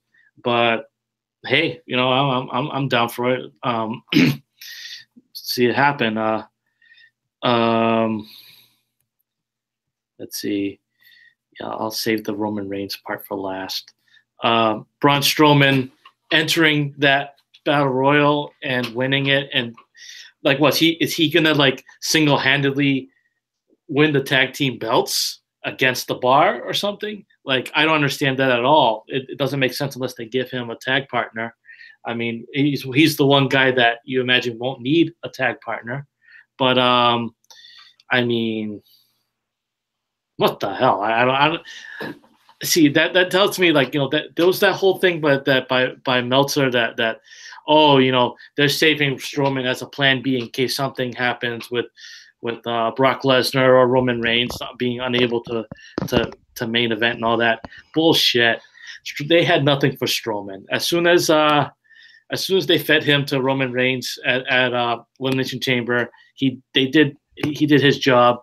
That was what they wanted, and then it was like, okay, well, we built this guy up too strongly, so we can't actually pair him one-on-one with anyone else on the roster. What are you gonna do? Oh, we're just gonna have him win the tag belts, because that seems like what's next. It's nonsensical, but that might be what they do with him. Let's see. Bar demanding a trade. I actually missed that part. There's parts of Raw I didn't catch, so that was one of them. Yeah, they talked about they wanted to get traded. They were like, "Oh, we don't have competition here," and the whole thing. But then that's when they were upset. People jumping them and stuff. Right. Let's see. The Nia Jax, Alexa Bliss thing.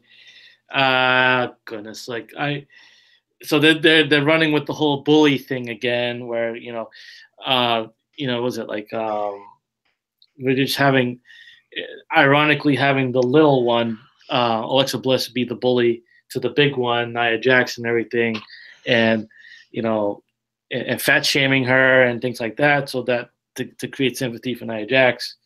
I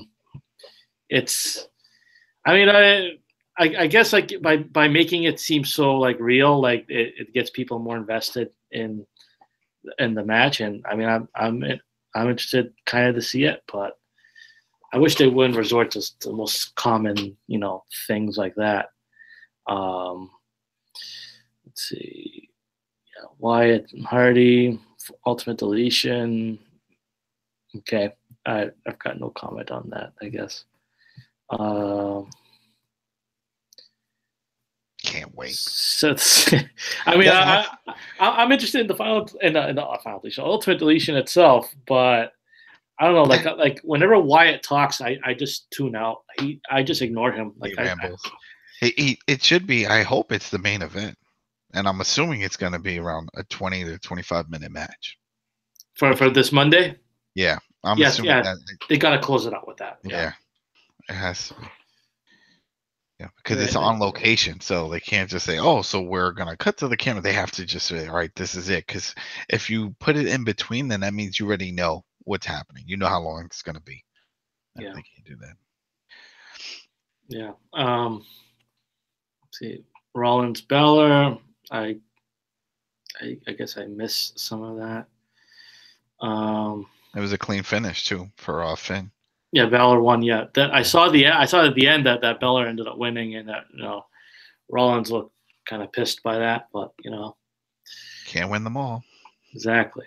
Well, Rollins has been looking great lately, though, so there's that. And then, of course, as soon as Vince McMahon got involved in this thing, I rolled my eyes because this is his pet project. This whole thing, Roman Reigns getting him over, and you know that when he gets personally involved, when he gets on camera and he tries to do the whole, try to invoke Austin McMahon vibes into it, he's desperate to just try to get people to cheer. It's not going to work. It doesn't happen.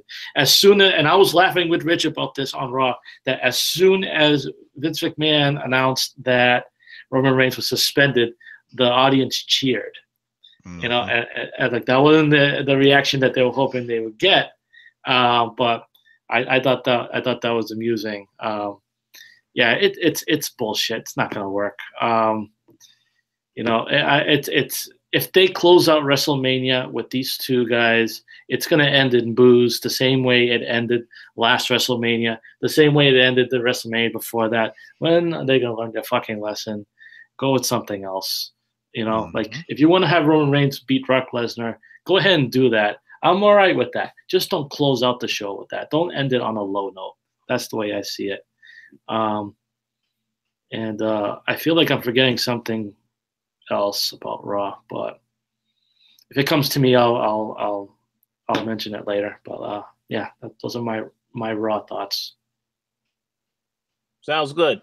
So let's move over to SmackDown. You said you had something you wanted to say about SmackDown, so I'm gonna let you start us off with SmackDown. Oh, okay. Side note, guys. I got to go. Yeah. Yep. Yeah. True. That is it. Sorry, I got to do this live stream with the throwdown. I'm putting this off. We got to do this whole thing that we're doing for Burnout Paradise. So I got them sending me messages on Discord. Shit. It's all right. We're closing out soon anyway, I'm assuming. So. Yeah. But yeah, it was cool. We'll see what happens because Raw's going to be big. Raw's going to be big. I predict this will be the biggest Raw of the year. Oh, yeah. This will be big. And that's it. Have fun, everybody. And thanks for people listening and watching, and keep watching the rest of the show. All right. Talk to you guys later. All right. See you, Adam. Okay. So going back to SmackDown, let's get right to it. Man, how satisfying was that when Owens and Zayn attacked Shane McMahon at the back, and I was just laughing of the sounds that Shane was making when he got hit with that thing. Someone online, I'm already laughing thinking about it. Someone online did a parody video where they swapped out the audio with the Atlanta Grape Lady. I don't know if you guys have seen that video. Oh yeah, I saw the video. If you haven't, I encourage you to Google it or something. It's hysterical. But yeah, I mean, I guess Shane McMahon saw what happened to Xavier Woods and thought, oh, I gotta do one better. So he took a pretty hard hit there at the end to close out that show. It's. I mean, we may see, maybe we'll see Shane McMahon tag up with Daniel Bryan against Owens and Zayn, because I don't see them doing like a handicap match. It just wouldn't make a lot of sense to do. It's like that's a complete squash. I think that they're done teasing. To me, I think they're done teasing the having Owens and Zayn fight each other. Even though that's the match that's officially booked right now, that's going to change. There's no way they're going to have those two go one-on-one against each other, especially not after how this SmackDown ended. Shane's going to have a match. It's a matter of what capacity. I just think it makes the most sense to have it be a tag match, and you include Daniel Bryan as a tag partner. So that's a prediction that I have for that. So you have Big E and Jimmy Uso against the Bludgeon Brothers, and they got squashed. I thought that the whole thing with the mallets was amusing. I think like when the mallets bounced off, so like you could tell like it's clearly like rubber. Yeah, man, I don't know. Like I didn't think that match did anyone any favors, quite frankly. But it's whatever. Asuka and Charlotte promo. I thought Asuka was badass in this. I love her intensity. I love everything about Asuka. I'm looking forward to that match about as much as any at WrestleMania. And I don't mean this as a disrespect to Asuka, but I'm glad that they kept her words brief, because it's one of those things where it's just one of those things where it makes me cringe, like how disrespectful the viewing audience can be with her and Nakamura. And I know I've addressed that before, and I think it's the less that she says on the mic, the better, and all that. But I'm totally cool with how that went down. Battle Royal Bill, don't care. U.S. title stuff. Yeah, we already addressed that in the Fastlane thing. So my thoughts are brief on this. It was SmackDown was all right. I did get a big laugh at the end, but yeah. Otherwise, it's still SmackDown. It definitely does not feel like the SmackDown that I remember when it first became SmackDown Live, when they wanted to establish the brand change and the brand split, and they even filmed, like they not filmed it, but they shot it differently with the cameras. The stage was different and everything. They stopped doing all that, and everything is all freaking same now. I wish they would go back to making it all fresh and all that, but those are my thoughts. Sounds good. All right, I just have a few quick things I'm going to say about SmackDown. So I do appreciate the fact that they tried to progress this whole tag storyline with the Bludgeon Brothers. They had Big E team up with, I believe it was Jay Uso. I don't know if it was Jimmy or Jay. They are twins.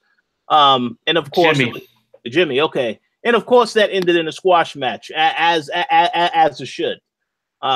So I appreciate them trying to move forward with the storyline and try to make both of these teams unite to unsuccessfully try and beat that team. So that's fine. I appreciate that. So that was cool. In regards to the U.S. title thing, once again, when they had Bobby Roode go against Jinder Mahal, and I believe I spoke to you, Ricky, as this match was going on. I said, oh, yeah, Jinder Mahal was going to win, because now he can claim that he is the rightful person that should get a title shot, because they had him beat Randy Orton the week before, and now he's beat Bobby Roode. So no doubt about it, they are going to announce the triple threat for the U.S. title at Mania, and that'll probably be when Jinder loses, since he's already beaten both of these guys. So yeah, that was expected. And the last thing I will say is in reference to the whole Shane McMahon stuff, I did get a kick out of enjoying seeing Shane get beat down. But again, we already know how this ends. Shane comes out, says, oh, well, I want to announce that Kevin Owens will face Sami Zayn at WrestleMania. And that was just a horrible announcement. We've already seen Kevin Owens and Sami Zayn face off against each other multiple times. So then he comes out and says, oh, now I'm going to step away from my role here on SmackDown. And of course, then that leads to the beatdown where both of these guys come out there. So now my understanding is, I know a lot of people think that it's going to be some type of triple threat match. I don't really know about that because it looks to me like Sami Zayn and Kevin Owens, they have, you know, whenever Shane McMahon is involved, they will work together to beat him down. So I definitely think it's going to be a tag match now. You know, the only question is going to be whether or not you're going to have Daniel Bryan insert himself in this and become a tag partner, or whether or not he's going to be the special guest referee. And I personally think he will end up being a special guest referee because we already saw him as a special guest referee when they had the mixed match challenge match a couple weeks ago. I think that was a test to see how people will respond to that. And again, we got to remember something. This is going to be in the exact same arena that Daniel Bryan won the world title at New Orleans. So I think no doubt about it, he will be involved in whatever match they decide to have with Shane, Owens, and Zayn. You know, obviously we have to wait and see how the storyline plays out. But the triple threat, I thought that was possible, but after seeing how that segment ended with Sammy and Owens, I don't think it's going to be a triple threat now. I think it's going to be a tag match. It's just a question of who was going to be Shane's partner. But we'll see. That's pretty much all I had to say on that. How about you, Dana? Any thoughts on SmackDown? That whole Shane thing was hilarious. And those noises he was making was just extra hilarious. He always oversells everything. So I can appreciate that one, you know, moment of entertainment. But I agree. Here's the thing. I don't see it as being a the tag team. I see it as probably just, you know, a triple threat match. And I think it'll work out better that way. You don't want some random person who's not connected to the storyline to just randomly come on in, even if it is Daniel Bryan. Where the heck has Daniel Bryan been? Like, that's kind of weird. I didn't even notice he was gone. That's how bad SmackDown has been. But overall, the show was just blah. I kind of agree with everything you said, except for the whole Shane tag team thing. Yeah, like I said, it certainly can be a triple threat. It's just that if I was to go based off of just how the segment ended, it doesn't look to me like Sammy Owens, Kevin Owens, and Sami Zayn have any conflict whatsoever. They made their point to beat the hell out of Shane McMahon, which is fine. But again, we'll see how everything pans out. I mean, it doesn't mind to me if it is a triple threat. That's totally fine. But I fully believe that Daniel Bryan is going to be involved in this one way or another, because they're not going to pass up an opportunity to not have him involved, especially because he won in that same arena a couple years ago. And I don't mean wrestling. You know, if it's not wrestling, that's fine. That's probably for the best. But special guest referees, certainly, absolutely 100% possible that they do that. But we'll see. You know, we'll get our answers sooner rather than later. I also like the little monologue speech that AJ Styles gave about, you know, saying that he earned it after the fans were chanting, "You deserve it." Mm-hmm. That was nice. Thought that was sweet. The Bludgeon Brothers and the Uso thing. Yeah, it was Jimmy. It wasn't Jay. It was Jimmy. I can't tell them apart. But yeah, it was Jimmy. I liked how they got their behinds kicked again by the Bludgeon Brothers. I thought that was cute. I liked their, you know, being consistent with making them strong. So maybe they can be opponents for Braun Strowman, or maybe, you know, it could be like some weird little thing where they reunite again. So I like that. I thought that part was cute. I liked the whole and I kind of like the Usos and New Day working together as opposed to just being rivals. I liked Asuka going in and making her announcement. That was very nice. Even though, you know, they really shouldn't let her talk that much. But again, it was all right.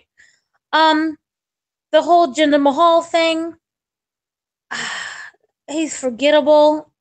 Randy Orton winning, obviously, again, because the guy is very forgettable. Naomi and Carmella, the entire time I was just waiting for someone to cash in and no one did. So that was, you know, she won. I don't know why. I guess they're going to try to make her, you know, look like a winner come WrestleMania when she does cashes in and she loses. Yeah, that was basically it. The whole Shane McMahon thing was just hilarious how it just ended. But you know, I kind of appreciated it as just someone who's like sick and tired of this storyline and tired of Shane inserting himself. But you know what this all just means is that he's gonna just get that WrestleMania match. So it's like a win-lose for me. Oh yeah. Yeah, he definitely has to be on that card because this the McMahon's always got to be involved in their own product. So it is what it is. Supply. Yeah. It is what it is. We'll see. So final thing to discuss. You know, like I said, I haven't really watched any of the other shows. I don't know if there's anything that you guys want to mention about NXT or 205 Live, or Mitch Match Challenge. You know, Dana, you'll probably be the only one that say something on that this week. But you guys really suck when it comes to that. You still have to watch it. It's on the network. You guys are just purposely doing this for no reason. Well, I've seen it in the past. I didn't see it this week though because I had a lot of other things I had going on, and I hardly saw Smackdown. I only saw what happened in the last hour or so of that. So, yeah. But no, Well, it was. go ahead, Dana. If you have anything you want to speak on as far as Mitch Match Challenge or NXT, etc. Yeah, Lana and Rusev, you know, battled against Bobby Roode and Charlotte Flair. It was a good match. See, again, you guys are missing really good matches, and you're missing like great chemistry with these random pair ups. Seriously, I don't understand what's wrong with you guys. But it was good. I liked it. Charlotte Flair and Bobby Roode obviously won. So, yay. It's very entertaining matches, and it has really good pairings. So you guys really should pay attention to what's going on. Even if it's not, it's a nice little distraction, and these matches are not long. We'll take your word for it. I am so disappointed. So disappointed. And 205 Live, not sure if anyone else watched. That was really good. The Cruiserweight Championship tournament. That was a good one. So it had Cedric Alexander and Roderick Strong battling each other. And I like that part. So again, don't know what's wrong with you guys. Gotta watch it. Hideo Tommy's doing some great things. He's not injured anymore. I'm certainly happy for him, but we'll see. You know, I like I said, you know, I could always, you know, check it out later. I just haven't had the time. I've had a very busy week, so. But yeah, we'll see. We'll see. I know next week I won't be seeing much of anything because I will be out of town, but we'll see. Shameful. All right. How about you, Ricky? Anything you want to say on NXT 205 Live, etc.? I didn't catch any of them, unfortunately, so I have no comment.